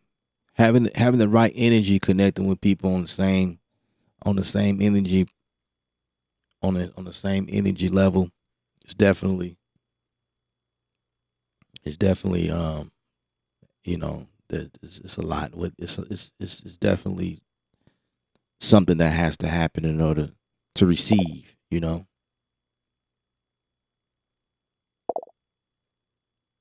Appreciate you, Dev.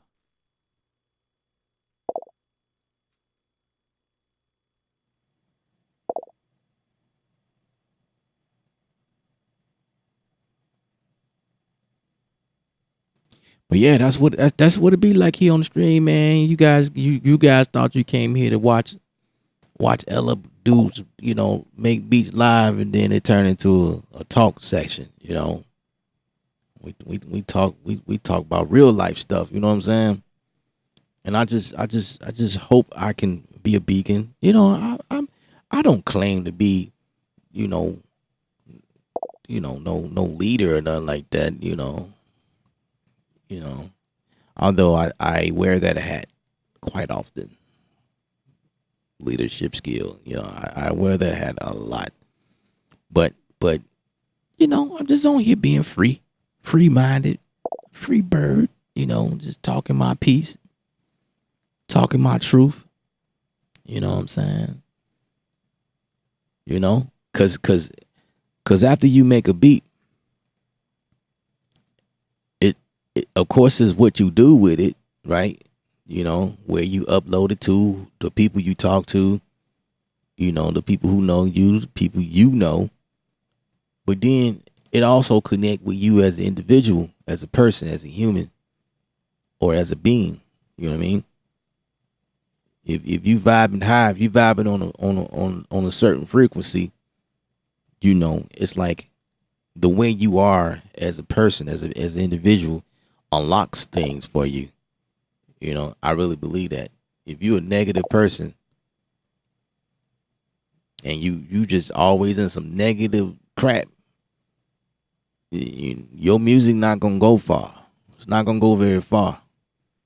So it's definitely a personality thing too. Like you gotta have the right mindset, and you got to be in a space where your frequency is rolling on a certain level where things just, I'm telling you, man, when it's like that, stuff just start unlocking. The right people show up in your life because of the way you are as a person, the way you treat people. Stuff just start unlocking. You know what I mean? Relationships, networks, just by the way you are as a person, as an individual. You know, people just come, just lay in your lap. This things just take off. If you're a negative person, nobody want to be around nobody negative. That's why you get those jerks that comes on. They say some dumb stuff on the stream. They ain't got no profile picture.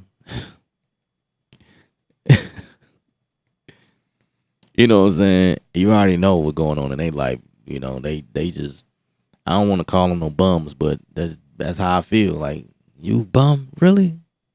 Get your bummy self off my channel. Go crash somebody else's video and tell them something. Don't come here with that. You ain't even got no audacity to upload a profile picture. Let me see who you are, at least. You know, somebody trying to tell you how to do videos when they got like 1 subscriber. Like, really, man? Come on, man. How did you telling me how to do this? And what have you done? What, all right, I'm lowering my vibration by just revisiting that thought. But yeah, that's hopefully y'all got something. Oh, y'all get me.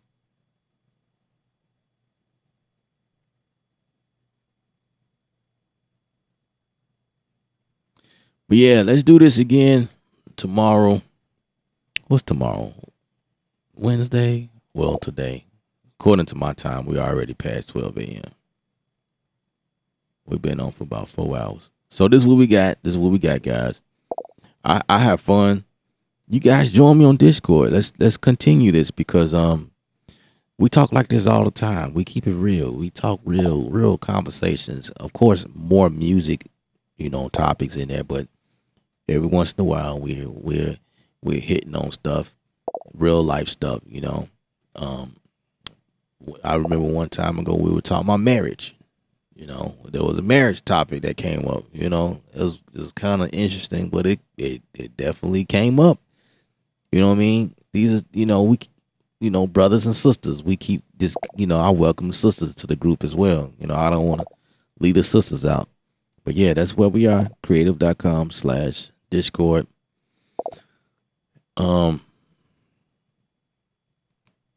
Definitely. In fact, I'm inviting more sisters to come out and be a part of the group because we, trying to diversify the group. It'll be really dope if we have female producers in there. We got a couple that's not really active, but I would really love to see, females in there. That would be nice. I think female producers are dope.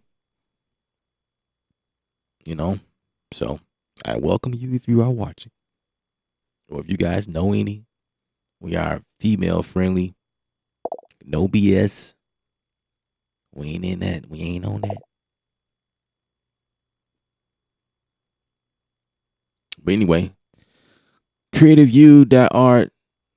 Visit the university site. I have courses available. Buy one course at $44, 2 courses at $54. There's a discount right now that I'm running. So if you guys want to take advantage of that, I have a sale going on right now. Creativeview.art. So I welcome you to visit the site, grab your course, and paint your picture.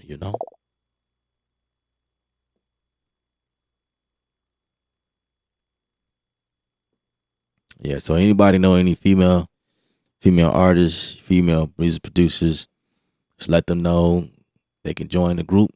That they don't have to worry about the normal industry stuff. You know what I mean? You know how it is. Women comes in the room. Everybody wanna get down. You know what I mean? That ain't what it is here. We strictly business, strictly professional. There won't be no side DMs about how we can get into that. Nah, we ain't doing that. That's not what we doing. You know what I mean? And if any ladies have any issues like that, you already know. You could let me know and I'll handle it. Cause that's not what we do. So just let the sisters know we female friendly.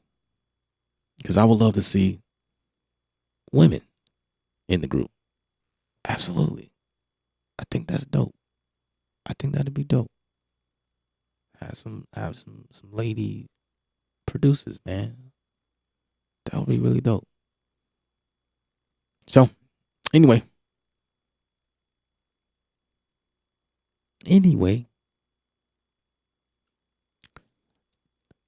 spoken from a guy who has sisters and who has a daughter and who's also married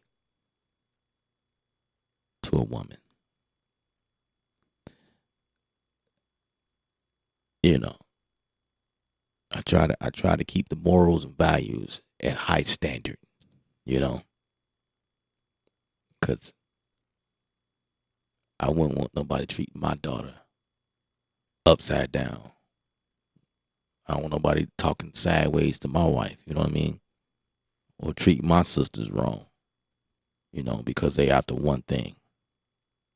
So that's the same vibe, frequency that we giving off in the group.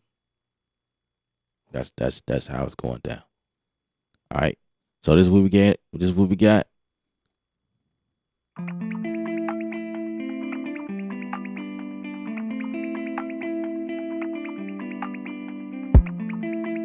I'm Ella, Creative Sound, Creative University. That's all I got for you guys. Hope you enjoyed yourselves like I did. Let's do it again tomorrow. Remember, music is art. You're the artist. Paint your picture. Stay creative without rules.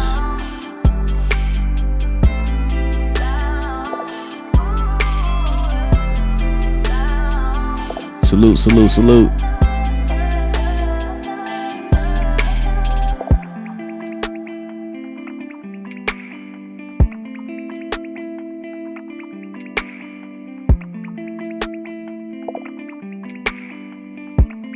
Henry B, appreciate you.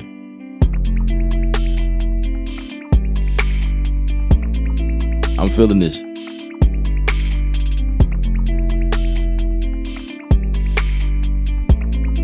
All right, y'all. Deuces.